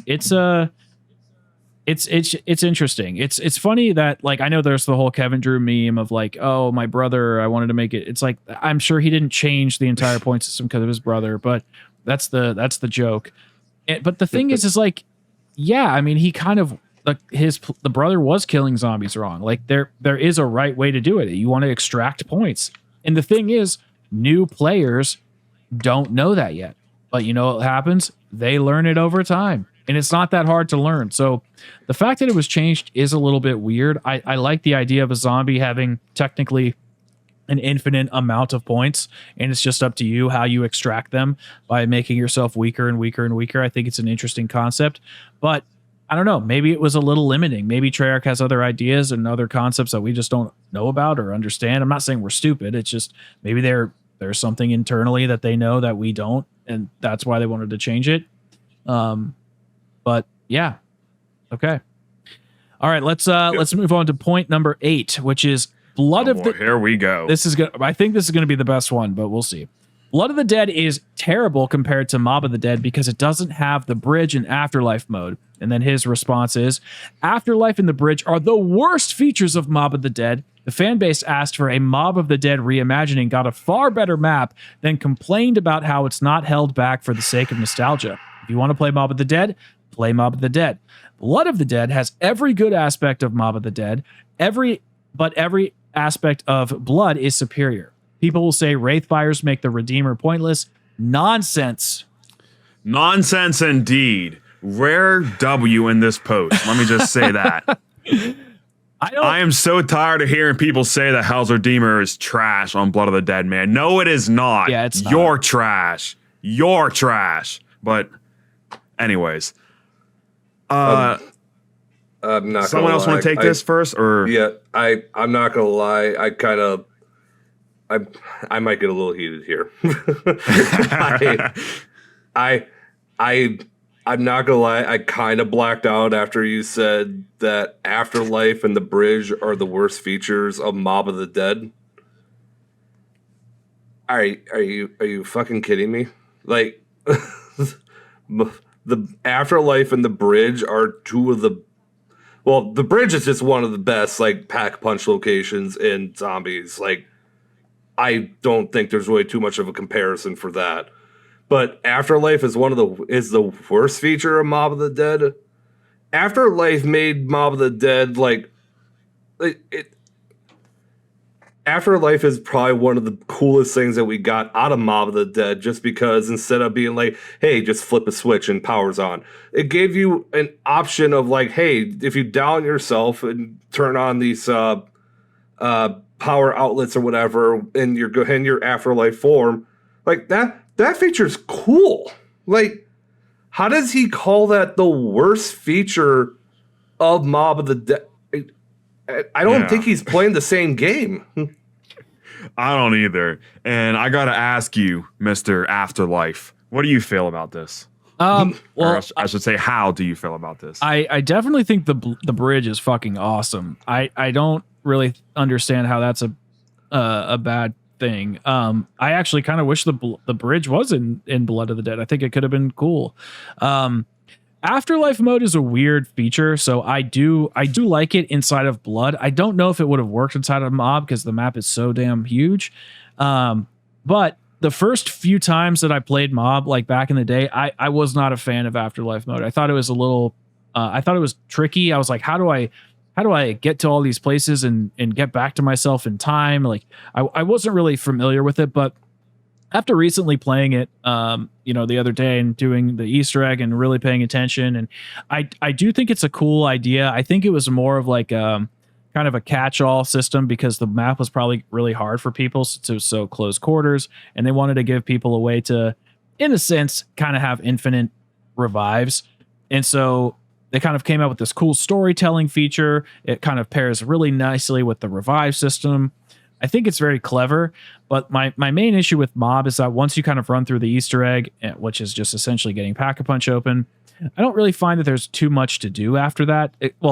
I'm saying do the Easter egg, get the Hell's Retriever, upgrade it, and get the Blundergat and the whatever it's called, the vitrolic withering. Once you get all that stuff, which is a lot to do, I'm not saying it's not nothing, but after I did that for like an hour, I was like, you know what? This is a great map, great experience. I like it. It's self-contained, but overall, I think Blood's better. I genuinely do. I think there's more to do on Blood. I think the quest is so fucking cool. Boss fight's a little lame. The story is amazing. But I don't know. I think Blood is definitely a superior experience. It's like more refined in my opinion. Yeah, I'm with you.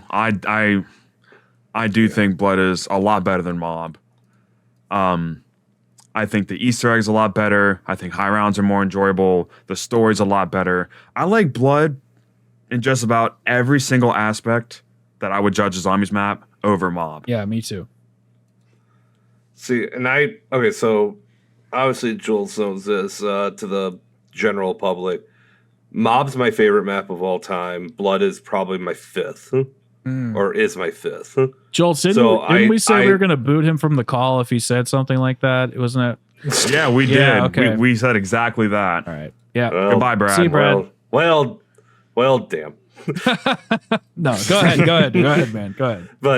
But no, so I'm just saying, like, my I can take it from, like, I've seen so many people say that they either love Mob or they love Blood, but the other one is like is basically in the back. So I'm taking this as a I can make the argument of I love both these maps, so I think I have a pretty decent way of saying I feel like I'm able to say that I like the simplicity of the Easter egg or just the simplicity of Mob of the Dead. Like it can be a lot, but it's not overbearing.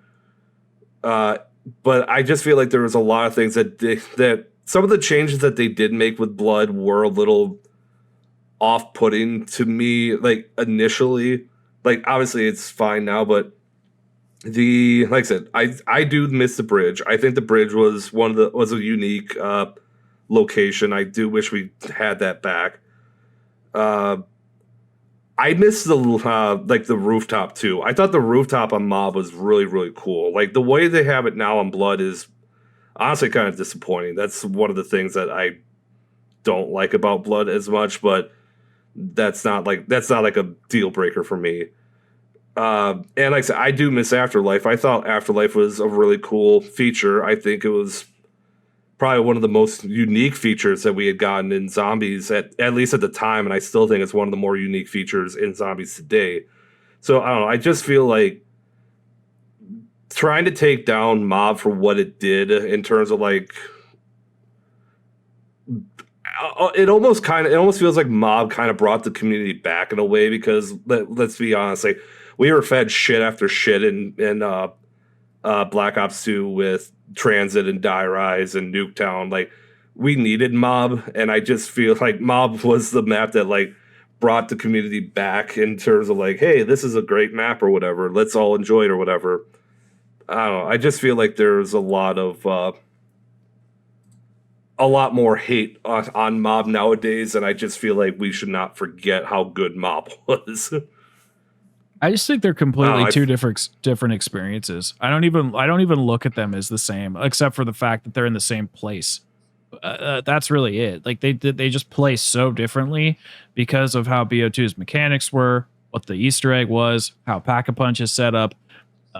It just doesn't feel even remotely the same. Like when I load in Blood of the Dead, I'm going down the catwalk. I have my strafe. I'm like going for the magma gat. I'm doing all sorts of shit, feeding the dogs in a certain order. Like I have my method down. But when I go into Mob, I don't think of anything like I do, and I don't think the same way that I do inside of Blood. I'm completely, it's almost like free form. Like I'm just experiencing the map in a completely different way because there's different doors in different places. You have to unlock power in certain areas. You have to do steps in different locations. Like it's just not the same. Yeah, I don't know. There's a lot of good and a lot of bad with both maps, but I don't know. It's to each their own, I guess. All right, let's go on to the next point. Wraithfires are OP and make all other equipment upgrades pointless.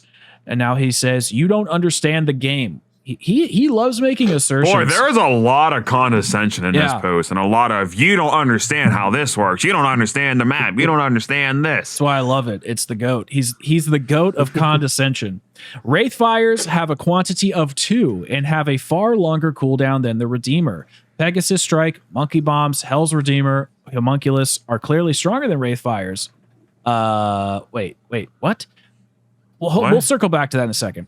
Homunculus and Monkey Bombs have a quantity of 2 and 3 respectively. I don't know about the 3, but and Homunculus lasts longer and is more damaging than Monkey Bombs. I think it sounds like, and maybe I'm wrong, it sounds like he's saying Wraithfires have a quantity of 2 and have a longer cooldown than the Redeemer, period. And then the Pegasus Strike, Monkey Bombs. Okay. Basically, he's saying that on Blood of the Dead specifically, Wraithfires have a quantity of 2 and a longer cooldown than the Redeemer due to their OP nature. And then the Pegasus Strike, Monkey Bombs, Hell's Redeemer, Homunculus are clearly stronger. And then they can do some more damage, but whatever. Yeah, but it's still overpowered because you can spawn in with it. Yeah. You literally load in round 1 with something that does infinite damage. Yeah, but do you think that it makes all other equipment pointless? No, but it's still overpowered. Sure. Okay.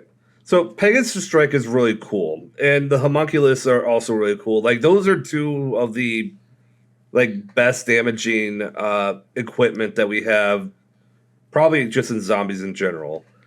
The Hell's Redeemer, I do like the Hell's Redeemer. Like, is he talking the Redeemer or the Retriever? Because obviously it's a lot easier to get the Retriever. The Redeemer is a whole. He says the Redeemer in the post. Okay, so I don't think it matters either way. Well, it kind of does, because the Redeemer is kind of a slog or kind of a pain in the ass to get. Just in terms, I hate that ghost dog step. I think it's one of it's so easy. Sure, whatever. It's really not that hard. Yeah, come on. It's really not. I think that gets over. Honestly, Brad, I have to disagree. I think it genuinely gets so overblown. Like when I was doing those retrospectives and going back. Wait, Blood, you're being serious? Yeah, I really don't think it's that hard. I was just fucking with. No, them. I genuinely, I don't, dude. Like you just throw it in the dog face, and then you wait for literally like a couple rounds, and then it literally spawns in like 2 or 3 spots. It's like always inside the main prison, and it's really not that hard. I don't know. I like doing the rest of the quest, but I seem to always have really terrible luck where like the dog spawns on the other side of the map from where I start looking. And by the time I get to where he spawned, he's already on the other side of the map from where I was and I didn't see him. And it's just a mess. I'm with Jolts on that one. I don't think it's that bad. But he also, let's try to combine points 9 and 10 together so we're kind of making some better time here. So he also says there's only one equipment slot. Damn, why did Blundell take away our worthless grenades and give us proper starting throwables that recharge? Only time prior to BO4 you were able to have more than one effective piece of equipment is spider bait, Dragon Strike controller, and that's kind of all. I mean, you could literally... Yeah, but in BO4... You could have... Well, you could also have little Arnie's, right? You could have little Arnie's and Widow's Wine grenades, or monkey bombs and grenades. So I don't really know what he's talking about. This is 100%.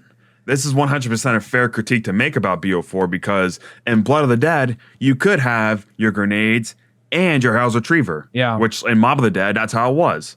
Or in other maps, you could have your grenades or your Wraithfires and your monkey bombs as your tactical grenade, which is how it was in older zombies, or Homunculus, or your Pegasus Strike. Yeah, literally having the four I think elixirs screwed this whole thing up. It really did. Yeah, I love BO4. I do. It's been sounding like I hate it because I've been like disagreeing with like most of this dude's points, but I just really feel like BO4 really could have used 2 equipment slots. One for lethal, one for tactical, just like it was in every game prior. The reason, just to be fair to this guy here, I feel like I'm defending this guy too much, but just to be a little fair to him, the reason that it sounds like we're disagreeing with him is because he's making assertions that people are stupid if they don't understand something, or assuming that they are not understanding it, and he's also only giving the complete pro side of the argument. He's not saying like, you know what, one equipment slot's not really that big of a deal considering you have your specialist on you. You have your wonder weapon. You can have mule kick, which allows you to have a gun, a wonder weapon, even 2 guns. And like, he's not making a case of like explaining all of it in context. He's like isolating each argument in its own and not letting other pillars of the game stand up and defend it or take parts of it down.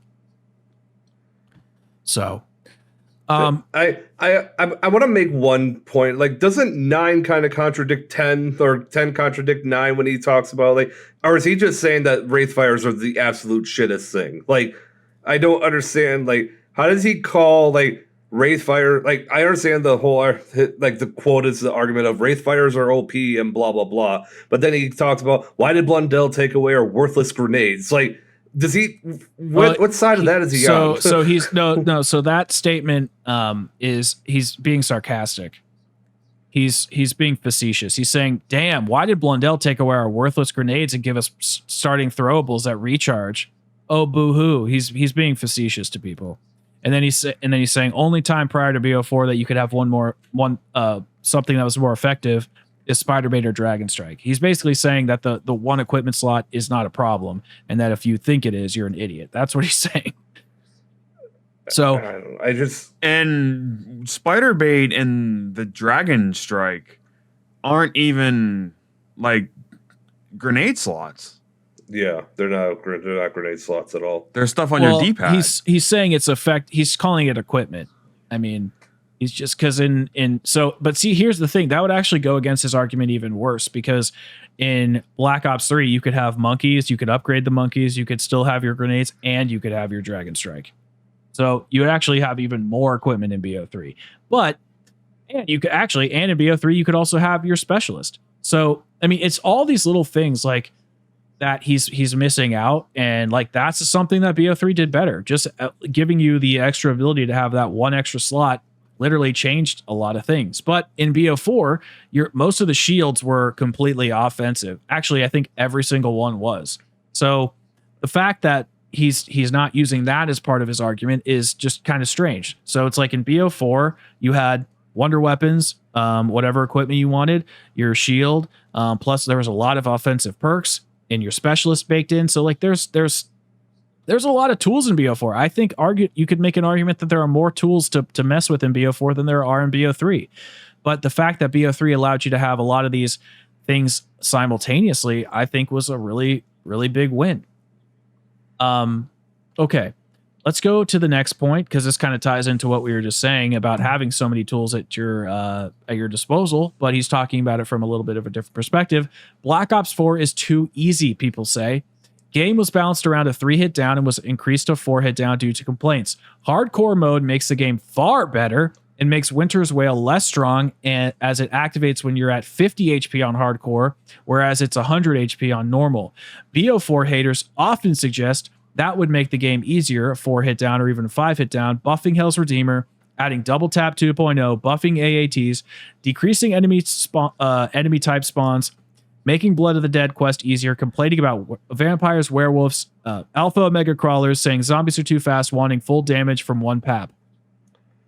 So basically his complaint here is that everything that people are complaining about would make Black Ops 4 even easier. But here's the thing. I don't really remember anybody saying Black Ops 4 was too easy. I think they were just saying because it's a 4-hit down, that initial damage, like that initial difficulty curve was easier and not as life-threatening. And so I don't actually think this is just a fair argument to make at all. I think a lot of people actually think Black Ops 4 is quite hard, and they think that that the Easter eggs are unfair. They think they're unbalanced. They think that the guns don't do enough damage. They think that you have to rely mostly on your specialist and stuff. I don't think people really say this, but maybe I'm wrong. No, I think people say BO4 is like base, like casual gameplay, just like loading in the map, unlocking Pack-a-Punch, and just like killing zombies for fun. That's pretty easy because you have all your elixirs, your shield, stuff to save you, like Dying Wish from dying, stuff like that. The casual gameplay of BO4 itself is pretty easy, at least compared to BO2, BO1, World of War. But the Easter eggs, 100%, they're very complex. I feel like these are two very different things to try and compare, you know? Mm-hmm. Yeah, I like, have heard... Sorry, go ahead. Just to finish my point. It is really easy to just get the Hellion or whatever, the Kraken or the Magma Gat, and just survive to round 50 or whatever. But it's a completely different story to try and like do Blood's Easter egg or something, you know? Or try and do the scratch mark step on Dead of the Night. I feel like that's hard for a totally different reason. Sure. Yeah, that's fair. Yeah. Yeah, I've heard more of the argument, and like from what Joel was talking about with the like on the casual side of it. Like if you're just like going around having a simple like just see however far you can get like round wise or whatever, it's definitely an easier version of it because it's an argument of you spawn in with basically Jug, you spawn in with the specialist, which a lot of people basically just say is the wonder weapon in itself. You spawn in with Wraithfires, which are pretty much just they're basically infinite damage. You can spawn in with the Strife that takes you through round 5, which is basically just stabbing people easily with the stiletto knife, or you can spawn in with the Mog or whatever. It does have a little bit of an easier edge to it in terms of just the casual gameplay, but in terms of like the Easter egg side of it, yeah, that's definitely the more difficult portion of it or whatever. So, and also the whole argument of hardcore makes the game far better and blah blah blah. Like, yeah, but if I wanted to play hardcore, then I like having the option of it. But if I want to play hardcore, I'll play hardcore. But most of the time, I'm just going to play on normal mode because why would I want to limit myself with some of that stuff? Yeah, and there was no reason to really play because they didn't offer really any rewards for that shit, which was a pathetic aspect to BO4. At the very end, he says people complain about wanting full damage from one Pack-a-Punch. They weren't complaining that they wanted it from one Pack-a-Punch because they wanted the game to be easier. They were complaining about it because upgrading your gun 5 times is fucking annoying. Yeah. It was that's a totally different thing. Yeah. It also ruined like if you got the right AAT that you wanted for an Easter egg step, and then you had to like make your gun stronger. It was just like little things like that could have been annoying. I get. But yeah, I think BO4's like difficulty, I think is honestly in a good place. Like obviously I think the 4-hit down system at the beginning is not ideal. Maybe they could have changed that to maybe somehow, I don't even know, maybe when you got all the 4 perks, it did that instead of having speed cola. I don't know. They could have done something else, I think. But anyway, let's go on to the next point, which is no custom maps.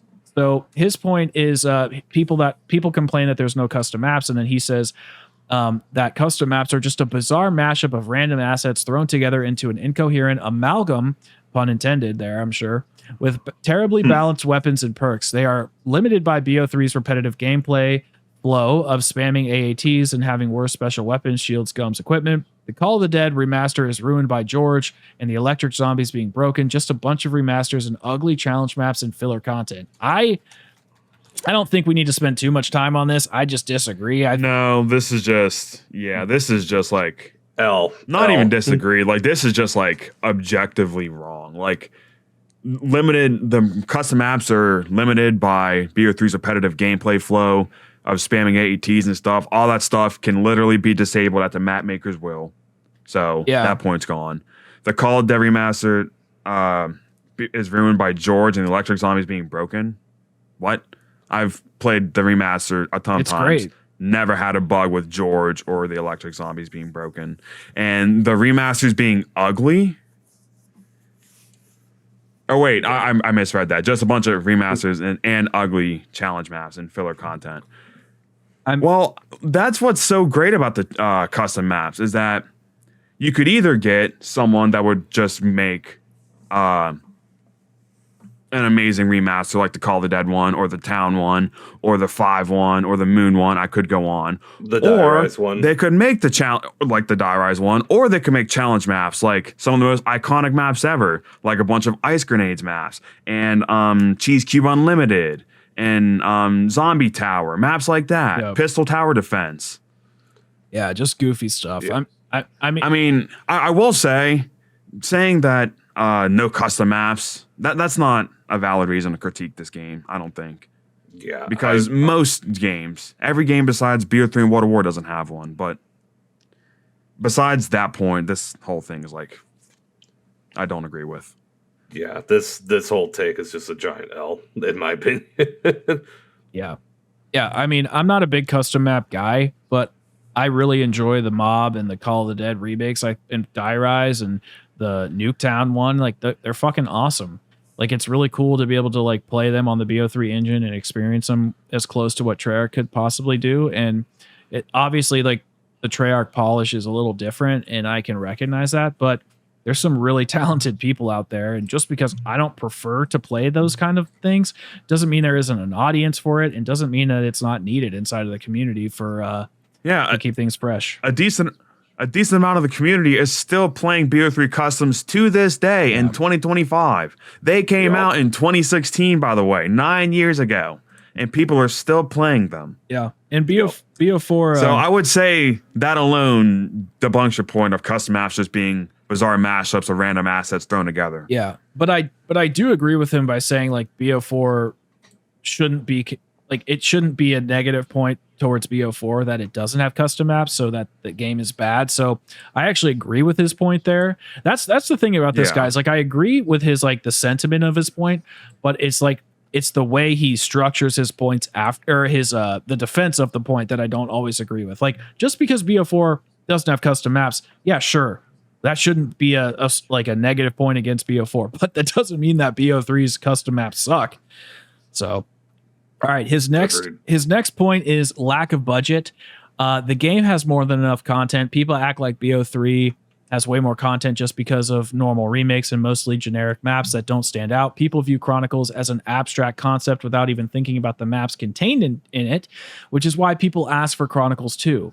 Every BO3 remaster is a filler map other than Origins, pretty much. Only real budget issues BO4 had is that it's missing 2 maps and had some bad cutscenes, but even then it clearly has enough good content. Again, how is a post-season reward for the community filler? I'm not understanding this. Yeah, it's just like it's just a negative connotation, really. It's like, I mean, basically, like every single point is just, yeah, but BO3's worse, so fuck you.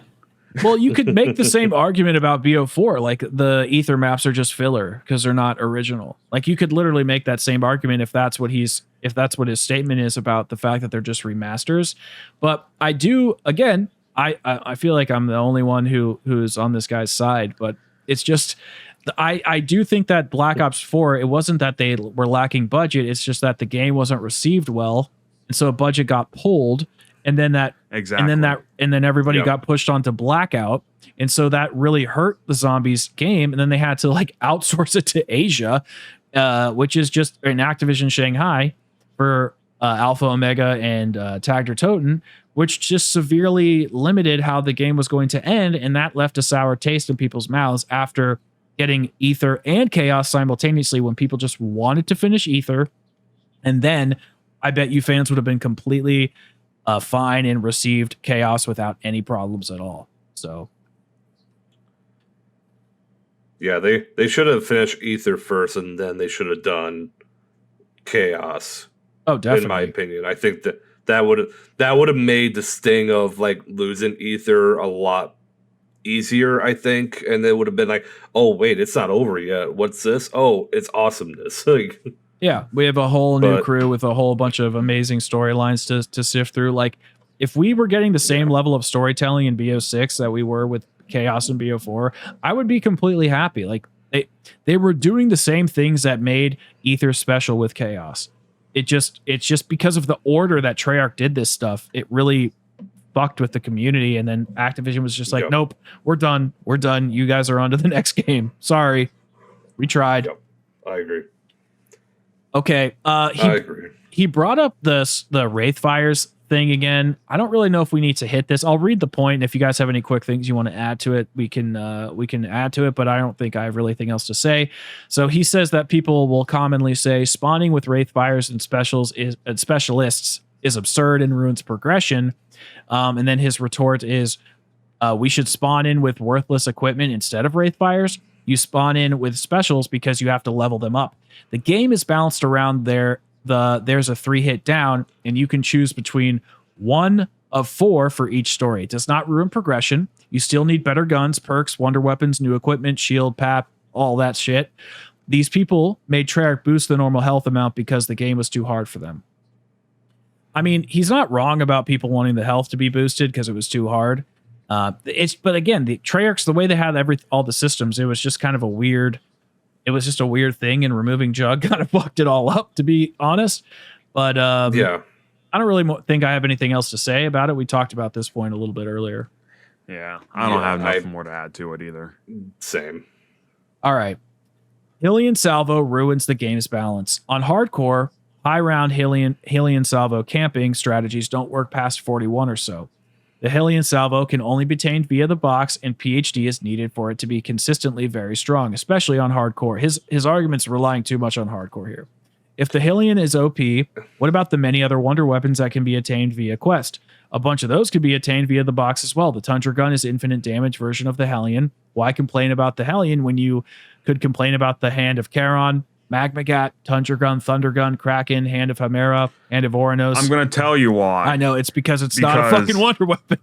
It's not a fucking wonder weapon. Exactly. It is a rocket launcher. Yeah. Go on BO3 and load up that XM53 Pack-a-Punch and go ahead and use it to one-shot to round 200. Go ahead and load on BO2 or BO1, get the M72 Law, round 200. Go ahead. Try that. Yeah. It's not going to take you. Why? Because it's not a wonder weapon and it should not be able to. And don't rely on hardcore difficulty. It's worthless past round 40. Most people play the game on normal anyways, and the game should be balanced around normal difficulty. Period. If you want to play the harder versions, then you can, but for the base version or the base difficulty of the game, the Hellion should not be a one-shot forever. It should only be wonder weapons. It's just lame. That's the only thing I genuinely don't like the Hellion. It's one of those things that I don't know if you guys do this, but do you guys ever are learning a map and you're trying to figure out and you're getting stuck on something and then you watch a speedrunner do it and you're like, oh, I didn't realize it was actually that easy. That's how I feel about the Hylian Salvo. It's like now that I know about it, it's like, why wouldn't I use it for high rounds? Or why wouldn't I use it for this boss fight or whatever? It sucks. I hate it. I wish it was not in the game, but I only use the Helion for at least I don't really use it for high rounds because most of the time whenever I play high rounds I'm usually trying to like camo grind or just dick around or whatever. So I kind of on that side. But as far as like using the Helion, I'll use the Helion for 9 just because it makes a lot of those more like it just kind of helps progress the levels faster because the whole like you need to be on round 17 to get it started. Like let's just speed it up here. Helion's the quickest way, and also the Circuit's kiss his ass. Like it's one of the worst wonder weapons. It's true. It's one of the coolest looking wonder weapons, but it's shit. But and what does that say about this point that the rocket launcher is the real wonder weapon on 9 and not the wonder weapon? Sure. Yeah. But no, the only time I'll ever really use a Helion, I'll use the Helion for 9. I'll use it for tag just because it can get a little overbearing like at the end or whatever if you use just like a regular gun for the for the well that's what can make it fun too, right? It depends on your mood. Oh yeah, it can definitely be fun chaos, but most of the time, if I get to the final step or whatever, I want to just beat the damn thing. So, so it's just one of the like I don't really use the Helion that much in terms of like the campaign strategy for tag to get to like round 100 is good just because it's fast. Like I think that's the only map I've really ever round 100 on, but I don't know. It's just the whole. If you have this gun that is basically infinite damage, why would you not want the gun that is basically infinite damage? Like obviously you would love to have the wonder weapon if it's infinite damage or whatever. Like, and I'm a guy that's a Thunder Gun fan or whatever. I'll say I would go take the Thunder Gun, but if I can just easily obtain it from if I can basically get the wonder weapon out of the box, I'm going to take the wonder weapon out of the box. Like this whole argument just doesn't really compute. And again, using hardcore as the as you're like, oh, on hardcore it only does this or whatever. I'm not playing hardcore. If I want to play hardcore, I'll go play hardcore. But again, I'm not going to because what's the point? Yeah. All right. We only have a few left, so we've talked about this actually already. So I'll read parts of it and then we'll just go through. But he says Jug, speed, and double tap don't exist. And then he says Jug is terrible game design for obvious reasons. So is double tap. Speed cola abilities are part of every perk. How would Jug work in BO4? Well, this is a stupid point. I think it's pretty obvious. You start with a 3-hit down, you buy Jug, and then you get 2 extra health bars. Yeah. So this is it's pretty self-explanatory. This is a stupid point, mostly because he's assuming that you would have a 4-hit down and then you'd have like a 6-hit down or do something with your shield. It's a pretty dumb argument. We've already kind of beaten this to death talking about how it's already baked into the game and like it's kind of like a perkaholic already. So if anybody has nothing else, if there's nothing else to say, I'm going to move on. I'm just going to say don't mess with my double tap. I actually like double tap. I'm pretty surprised how much I like it in BO6, but that's a conversation for another day. Me too. Yeah. I thought it was going to be like really overpowered, but to my surprise, or it's overpowered, but like it's not like game busting OP. It's not a crutch perk. Yeah, as our poster likes to say. All right. Yeah. Point 17. Voyage is cramped and the layout is confusing. And then his retort to this common complaint is there's homunculus, wraithfire, specials, crowd control perks, AATs, shields, basically listing all the things you can do inside of BO4 with the 5 variants of the Kraken as well. Voyage has a bunch of decently spacious areas. If you think Voyage is confusing, you're saying you haven't been playing enough to have learned the layout. I actually agree. Okay. I mean, I do agree with his base point, but how does there being homunculus and AATs and stuff help with you understanding Voyage's map layout. Those two things are completely. He's answering. So the claim is that Voyage is cramped and the layout is confusing. He's answering the cramped part, like how you deal with the cramped areas, and saying there is space. And then the second part is saying if you think the layout's confusing, you just haven't played the map enough. So the first part is just about being able to defend yourself in the cramped corridors of Voyage. So I feel like we could both be right on that one. Like it being cramped, like just because you have these weapons or whatever doesn't mean that some of these parts can't be cramped. Like if you're like obviously if you're at spawn or like in the spawn room or you're on the poop deck or any of those like bigger areas, obviously that's a whole different thing. But like when you're on the stairwell in the middle of the ship there, or you're in like where like the grand staircase, the grand staircase, or like in that one little area where Pack is in the grand staircase down at the very bottom. Yeah, let's say, or even when you're in like the like in the two rooms in the like or in the rooms where the perk machines are, like inside the ship. But obviously not where Odin's at, but we're like the dining hall and the millionaire suites, or not the millionaire suite. Yeah. Is that what it is? Like you know what I'm referencing though. Like when you're in those areas, those rooms are really fucking cramped. Like they could be really tight, especially when you have a whole horde of zombies.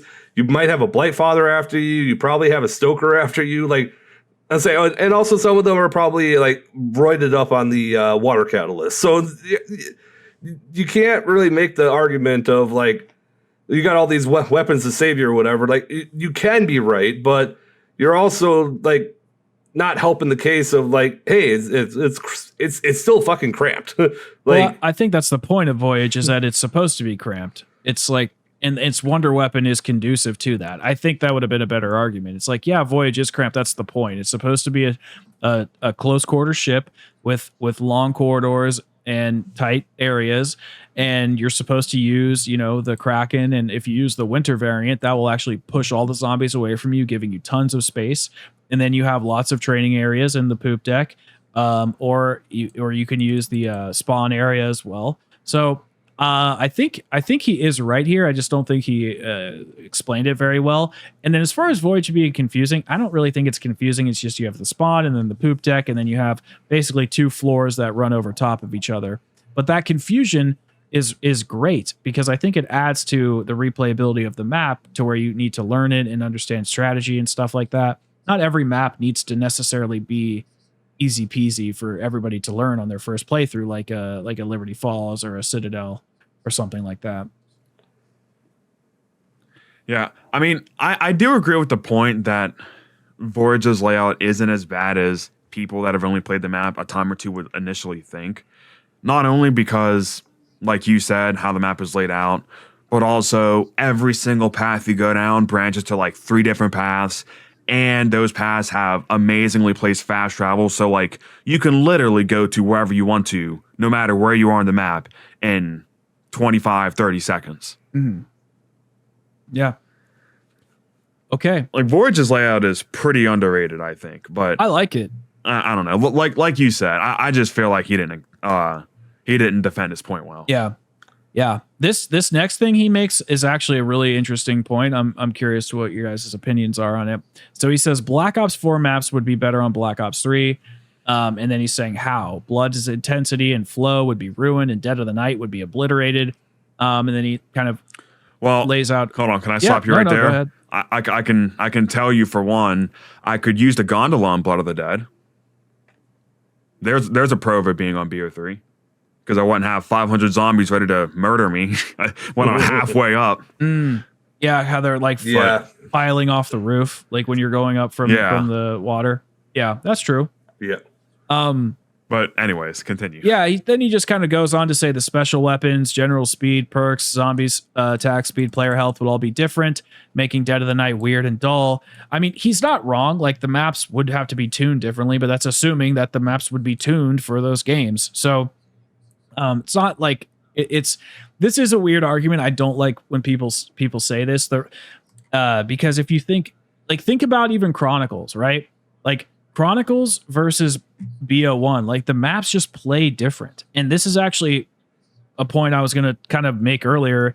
Like the reason I like BO1 Moon a little better, while I prefer Black Ops 3's mechanics and the way it feels and the gobblegums and sliding around and the gunplay and all that shit, Black Ops 1 Moon has a certain aesthetic and a certain feeling in the way that you're kind of moving around the map on this isolated space station and you're not really sure what's going on.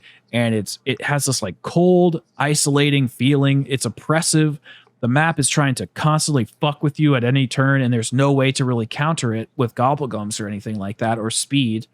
And the game just plays differently. It's just like how Mob plays differently from Blood. It's in the same location, but because of the art direction, the way the mechanics worked in those games, they just are not, they're just different. Now, going from World at War to BO1 to BO2 to BO3 is definitely more of a linear path, and BO4 is a huge step, in my opinion, in the right direction.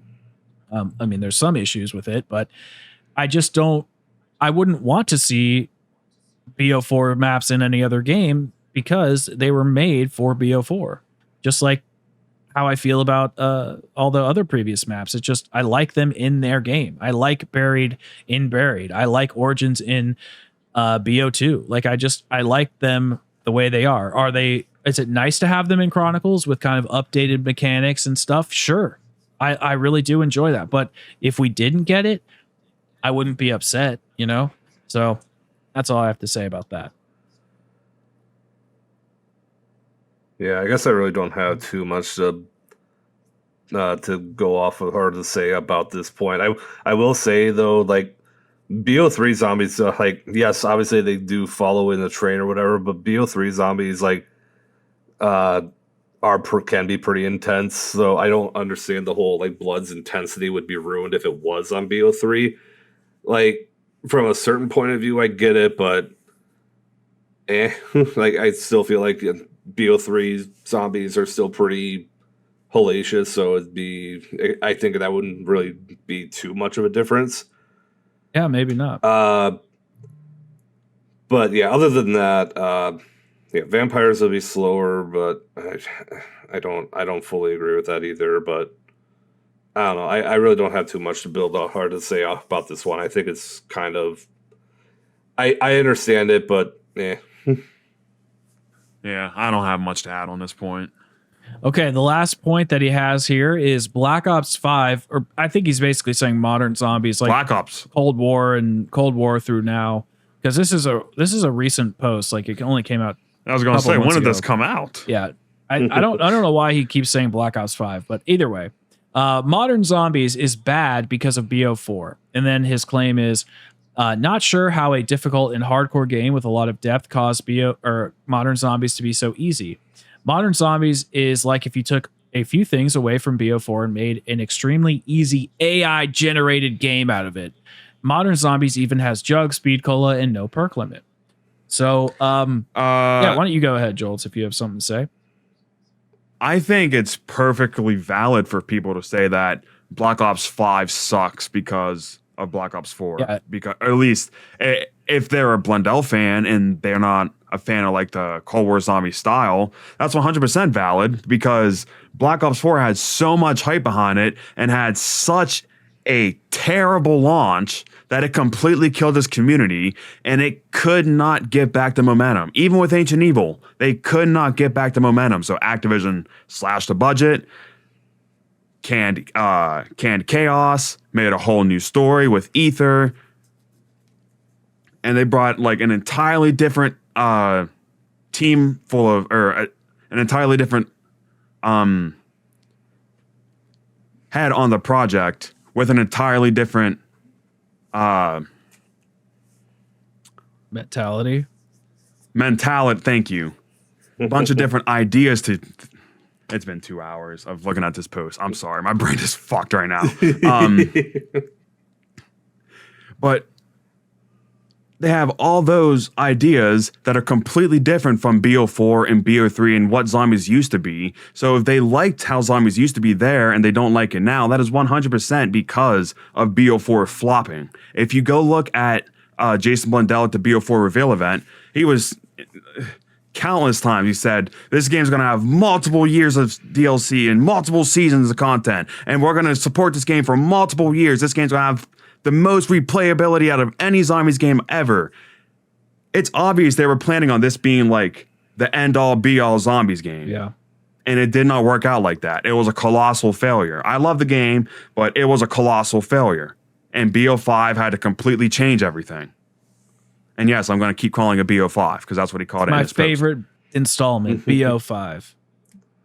So I'll take it into a different direction of like BO5 is bad because of BO4, or Modern Zombies is bad because of BO4. I'll take it in the other direction of I played Zombies a lot because of the story. Because I wanted to keep following the characters. I wanted to keep seeing what crazy shenanigans Richtofen, Dempsey, and the gang were getting into. I really loved the story of that they were putting together. And even when they had BO4, or in BO4 when they were introducing chaos, I wanted to know more about that because they had this set crew or whatever. They had these characters that I was interested in, and they had these cool ways of, or I'm trying to think of the way of saying it, locations to go to. They had cool settings. They had cool wonder weapons to play with. They had all these amazing features with it, and I don't think Modern Zombies is bad because of BO4. I guess I'm kind of helping this case in this when I think about it, but Modern Zombies isn't bad because of BO4. Modern Zombies is bad because their story sucks. The only times that I've been intrigued, with Cold War, the only time with the story I've been intrigued is in Forsaken. That's the only time I've been intrigued in learning about what's going to happen with the Dark Ether crew or with whatever's going on here. And in BO6, I'm only interested right now because Richtofen's back. Because they've given me nothing in terms of storyline, something to be excited about. That's why I don't like Modern Zombies, because the story is boring. I don't know, I almost feel like I'm helping his case out and or helping him his point out here, but I guess I just wanted to comment on saying why I think Modern Zombies is just boring now. Well, the thing is, I think there's truths to what both of you guys are saying. Black Ops 4 had a lot of promise, and it just didn't hit with the community, and Activision pulled funding. It's just as simple as that. And so in order for the game to be funded and to be successful, they had to change stuff. So Jason left, Kevin Drew and Corky and whoever else took over. They redesigned things. They built it up from the beginning. They built it up from the ground up, I guess, to be kind of redundant. And they focused on the core gameplay. And then they thought, well, how can we bring in more people? How can we get people to buy bundles? Well, they have the loadout system. They have Warzone systems like plating and the crafting table, which is similar to the buy station. So they brought all these systems to make a more cohesive language across the game as a whole. And they said, this has to be gameplay centric. And if anything is going to impede the gameplay, we're probably going to take it out.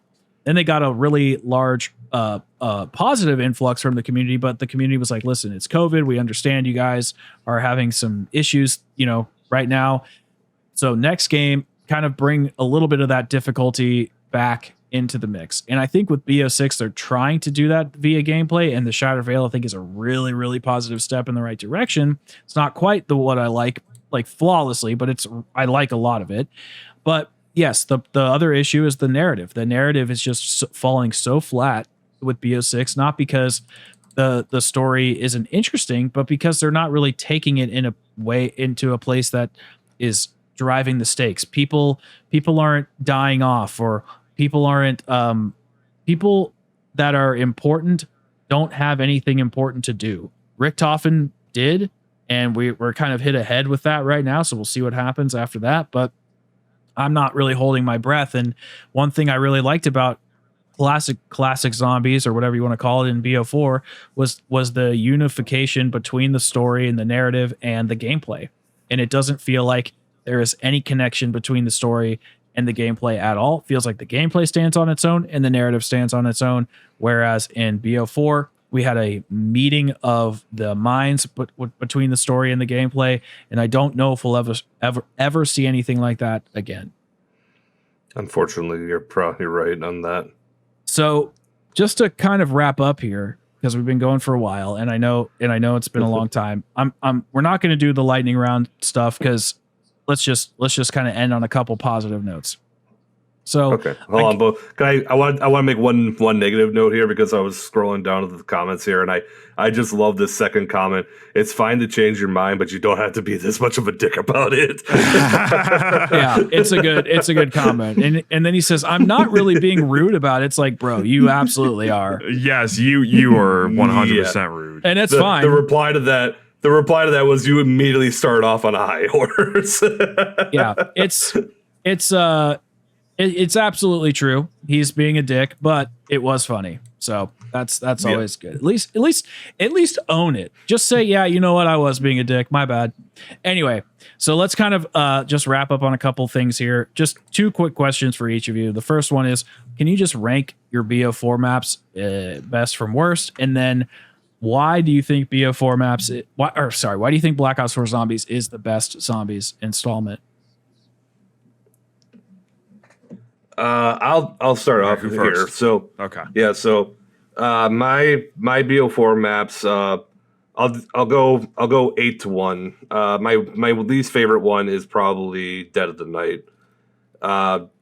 Again, it's not a bad map. If I don't feel like I want to play the game on like solo, then I'm probably not gonna go play the map at all. So that's where I feel on Dead of the Night. I'm just kind of like, whatever with it. But I have that, and like I don't think it's like the worst of the worst. Then I would say Voyage is number 7, Alpha at 6, Classified at 5, Tiger Toten at 4, 9 at 3, Blood at 2, and Ancient Evil at 1.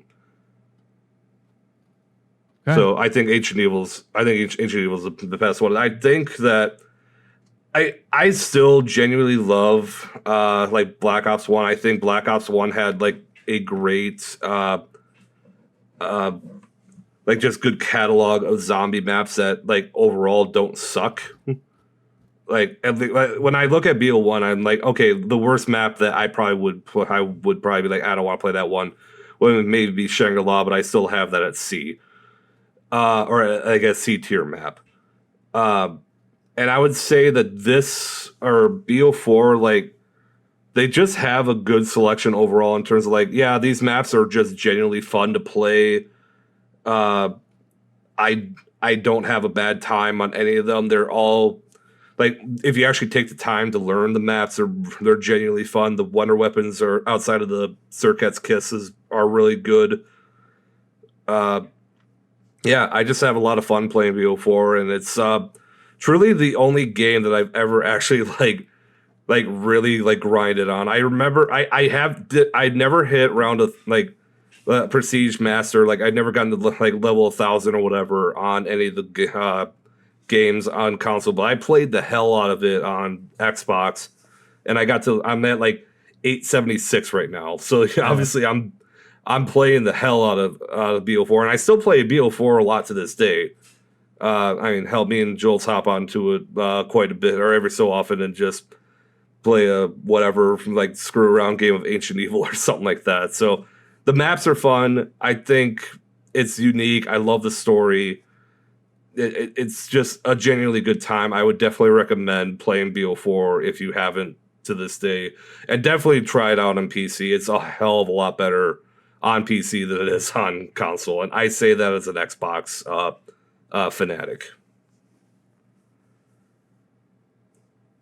Yeah, just on your last part first. BO4 does play a lot better on PC than it does PS4 or Xbox. I played it on PS4 for 5 years, loved it, didn't have a problem. But when I got it on PC, it just made me love the game even more. Not only because of infinite elixirs, but the map just looks so much better. The movement just feels better with the higher FOV and the higher FPS and stuff. And it's just overall just a more crisp experience on PC. But other reasons I love BO4 are because of the Easter eggs, specifically maps like Blood of the Dead. It's my favorite Easter egg, or one of my favorite Easter eggs ever. Ancient Evil, Dead of the Night. Funny enough, this is a very hot take in this community, but Alpha Omega is legitimately one of my favorite Easter eggs. It is so much fun, especially because I know a lot of people, most people don't or won't agree with me on this, but I speedrun, and when we speedrun, we play in realistic because it makes the zombies spawn a lot faster in a boss fight, and that just makes the entire run, the entire Easter egg, so much more enjoyable. Interesting. But I love the Easter eggs in BO4. I love the stories. I like the Chaos story, even though it was fumbled pretty bad with like Dead of the Night coming out after Voyage and 9, and Dead of the Night's cutscenes basically having no suspense to them because it's like, oh, hey, Scarlet, knew you were going to be here because we already knew of you for like 2 maps. Yeah, that's true. Stuff like that aside, Chaos was a pretty good story, and I really liked the ending of Ether. I did A lot of people don't. I like it too. But Same. all things considered, especially with what Treyarch was going through and everything, I don't know if this is originally going to be the original ending. I doubt it was going to be because they have like leftover lines from like Nikolai and stuff where he's like, Monty told us the truth. It's like, dude, you never talked to Monty. What are you talking about? And stuff like that's left over. So this probably wasn't the like original planned ending of the story. But with that being said, I still do think it was a pretty good ending. Yeah. I love the side Easter eggs in BO4, stuff like, the spork knife on Blood of the Dead, the infinite ammo Easter egg on Dead of the Night, where it gives you literal infinite ammo. You can camp in a corner, just hold your trigger down every 3 seconds and shoot, get to round 100. The skeleton car on Voyage. Like, there's just so many amazing side Easter eggs on BO4, and just so many amazing things in general on BO4. Yeah. It is more than just a zombies game. It is like, deadass is like half COD Zombies, half like RPG, Yeah. And like you got to go like experience and like find all the side Easter eggs and everything, and what's the best strategy for all these steps, and what the best trap is to use on the round in the maps and stuff like that. It's more than just like your typical COD Zombies game, and BO4 is like in a weird era where like it was after the classic era from World of War to BO3, but it was before like the Kevin Drew modern era. It was like the in between, Yeah. and it kind of has like the best of both worlds. I agree. And stands out in of itself because of it, and makes me love it that much more. Absolutely. What are your maps in order from best to worst? I was going to say, I listed a fuck ton of reasons why I love the game. So my ranking for them would go, for a while was Tag as my least favorite, but recently I've come around to really like the map. You're welcome. Yes, thank you, Brad. It's all your fault. Good. Classified would be my least favorite map. And then it would probably be Tagged or Toten. And then Alpha Omega. And then hot take for you, 9, and then Voyage over 9, and then Dead of the Night, Blood of the Dead, and Ancient Evil is my favorite. Okay. Sorry, I'm just writing these down. But with that being said, I don't dislike any BO4 map. I don't even dislike Classified, even though like it's in like, I think it's the top of my D tier. I agree. It's not a bad map. It's just, if you give me the option to play any map in BO4, it's easily going to be the last one I pick. 10 times out of 10. I love Classified, actually. I think it's quite good. Yeah. Well, So I'll do the reasons, and then I'll do my list last, and then we'll wrap up here. But the reason I think BO4 is one of the best games is similar to you guys. The story was just so good. The cutscenes were top notch. Even the shitty cutscenes at the end of the year were still better than the cutscenes we're getting now in Modern Zombies, and it's just because there was actually something to say. Also, the radios in the map, like, I don't know if one of the things that I really liked about Tag and Alpha, which I didn't really realize until I did the retrospectives, was how much detail and depth was in the story inside of those maps individually. And for example, in Alpha Omega, there's this whole story with Cornelius Purnell and the lab and the experimentations and people going rogue and not trusting him, and then doing the whole boss fight with him and sending him to transit. Then there's the fact that when you're actually closing down the final steps in Tagged or Totem, when you're putting the apothecon blood, what is it called? The device, the Garthan device. Is that what it's called? Agarthan device. The Agarthan device in the Pack-a-Punch machine. It's actually shutting down Pack-a-Punch forever. And so when it gets sucked into the dark ether, that's why in Modern Zombies, the machine is all disgruntled and fucked up. It's because of that. Like, that's so cool. It's like, it was like a way of sending off the Pack-a-Punch. Like, after all these years, like, we're saying goodbye to it. It was so exactly little shit like that is so cool. Obviously I said Richtofen's ending cutscene in Blood of the Dead. And then Jolt's brought this up as well. The side Easter eggs, from the spork knife to the steak knife inside of Dead of the Night, as well as the Savage Impaler. The perk system wasn't perfect. I would have preferred specialists were found through side Easter eggs as well, but I thought they did a good balance between the loadout like stuff. It's still making you feel kind of underpowered in the beginning to having individual side Easter eggs inside of each map that made it feel unique. You got a really good balance of that, instead of just having everything in the menus like Modern Zombies has today, or having everything in the maps like in classic Zombies. I think they did a really good job finding that balance. And I mean, the remasters or the reimaginings in the Ether story are fantastic. Blood of the Dead's quest, like, the difficulty in those quests was so much fun. When I am doing certain steps, my adrenaline is like just pumping. My heart is beating. And certain boss fights like really make me lock in and focus. And it's also beautiful, and the art design is just top tier. But the last thing that I would like to highlight is just Blundell.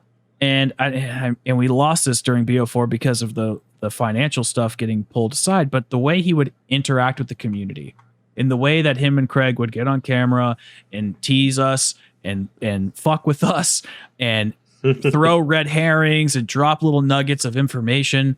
It was just such a magical time. And I know that it happened in BO3, and we really saw it from basically like Gorod Krovi up through Chronicles, and then pretty much up to about I would say a little before Ancient Evil it stopped. But that whole arc was just so magical. And I really think some things hurt BO4, like the money and the blue screens and stuff like that. But I also think Infinite Warfare and World War II Zombies hurt BO4 because I think it fatigued the community. And we saw a lot of just people who were kind of tired of the same Zombies formula. And we kind of had certain quality of life features in these other maps that we were hoping, or these other games that we were hoping Treyarch was going to implement, and they didn't implement it. And in fact, they changed Zombies more than ever before. And it just kind of exacerbated this like turmoil we were feeling in the community. And I think every bad thing that could have possibly happened to this game happened. And the fact that it's still so fucking good says so much about the game to me. So I'll leave it at that. And then in my maps in order, I'm going to say Blood of the Dead and Dead of the Night are my top two. I switch those up every now and then because it just depends on my mood. And the reason I like to put them at the top, because I think over the years, I've realized that I'm much more of a quest-centric guy than a boss fight guy. And BO6 has kind of shown that for me, because the boss fights are amazing, but the quests are ass. So it's like, what's the point? If like the journey to get there isn't worth it, then what's the point? And it's funny, is I used to think in Cold War, if we just had great boss fights, I would be fine with crappy quests. Turns out I'm not. And I prefer that difficult, tedious, I know it's tedious to some. I find it enjoying. I enjoy it. I mean, so Blood of the Dead, Dead of the Night. Then I'll go to Ancient Evil, Alpha Omega, Voyage of Despair, Classified, Tagged or Toten, and then 9 would be probably my last one. Not because I hate it. 9's your least favorite. Wow. I think it's the most generic. Like as much as I like the setting and the boss fight's awesome, when I want to go and kill zombies on that map, I'm just like, this is so generic. Like I'm just kind of running around a big circle. There's so much boss spam. I'm just like, this is just kind of generic to me, and I'm not really enjoying it. But if I want to do it for the quest, I love it. The Wonder Weapon sucks, but Tag has also grown on me, mostly because of the narrative. And then, I think Classified's great. It just doesn't really have much of a quest. But I think every map in this game is solid. I love it. It's the peak zombies era for me, and it's sad that we don't have anything as special as this anymore. But I'm hoping that BO6 and BO7 continue to at least be great in their own way. But it will never be that peak that it was for me during this time period. Yeah, unfortunately, it probably won't be. Like I'm loving BO6, I am, but I've really come to terms that we'll most likely never get something like BO4 ever again. Unfortunately, yeah, and that's okay. Yeah, it is, but it's crazy to think of, or not crazy, but sad maybe to think of what could have been if this game was a massive success instead of a massive failure. Yeah. I mean, the way I kind of look at this age of zombies is like the moments you had in high school with some friends or something. It's just, you're like, damn, I can't believe that's over. That was so much fun. I wish I could relive that moment or whatever. But it was special, and I will cherish it forever. And I wish that it continued, but better that we had a great fucking game that it petering off into nothingness. That would have sucked too. I'm glad Blundell left. I know that's kind of controversial to say, but I am. I'm glad he left because I wouldn't want him to continue on and ruin the idea I have of him. I'm actually really excited to see what he's doing in the future. And so I just cherish these memories. It was great. It was special, and I'm going to hold it in my heart as such. But these new games are fun. I have a good time with them, but that narrative and that play that Treyarch had with the community, it's just gone. And that really sucks. And I miss it. Damn, you find a way to make a grown man cry. Yeah. Well, do you guys have any final thoughts or feelings you'd like to get out before we end the show here? I go first. Yeah, I was gonna say, like I said, if you haven't played BO4 yet, definitely go check it out. I definitely recommend it. Definitely check out everybody's channels here. Joel's makes some really damn good content. I'm in it quite a bit. Skeptics puts on amazing retrospectives and other amazing content. Please hit that like button, subscribe, do all that fun stuff, all the fun YouTuber things, and just go check out the content. It's you can definitely tell that there's a lot of heart and passion put into what these guys make. So just hit that subscribe button. Thanks. Do it Thanks, now. man. Appreciate that. People, hit that like button, hit that subscribe button. You should have done it in the first 2 minutes of this video. Why you haven't done it by now, shame on you, seriously, for not clicking that like button yet. But if you've somehow listened to this entire podcast and you don't like BO4, you 100% need to go give it another chance. I know that we were kind of on our high horses in this podcast and we got a little heated at time to time, but it does play a lot better in 2025 than it did on launch. And if you had a bad experience on launch because your PS4 kept crashing the game, try it on the next gen console or on PC and try the Easter eggs again. I made updated guides for every single one in BO4. Go check them out. Not to plug my channel or anything, but go check them out. Go beat the Easter eggs and form a better opinion, a current opinion on BO4, because we need more people in this community that love BO4. It's starting to get more praise in this community, thankfully, than it did in years past, but it's still not as respected as I feel it should be. Agreed. But Afterlife, thank you for having me on once again. No problem. I had a blast again. Want to have me on again? I'm 100% down. Maybe we could do a Blood of the Dead centric episode. Maybe. But regardless, thank you for having me on. Everyone, thanks for watching, and we'll see you later. All right. Back to you. Take care, everybody. I hope you all enjoyed this special BO4 episode. Hopefully we can do other special episodes surrounding other games in the future. Maybe we'll do one on Infinite Warfare or maybe even BO3. Just thought this post was too good to pass up, even though the guy was kind of a prick.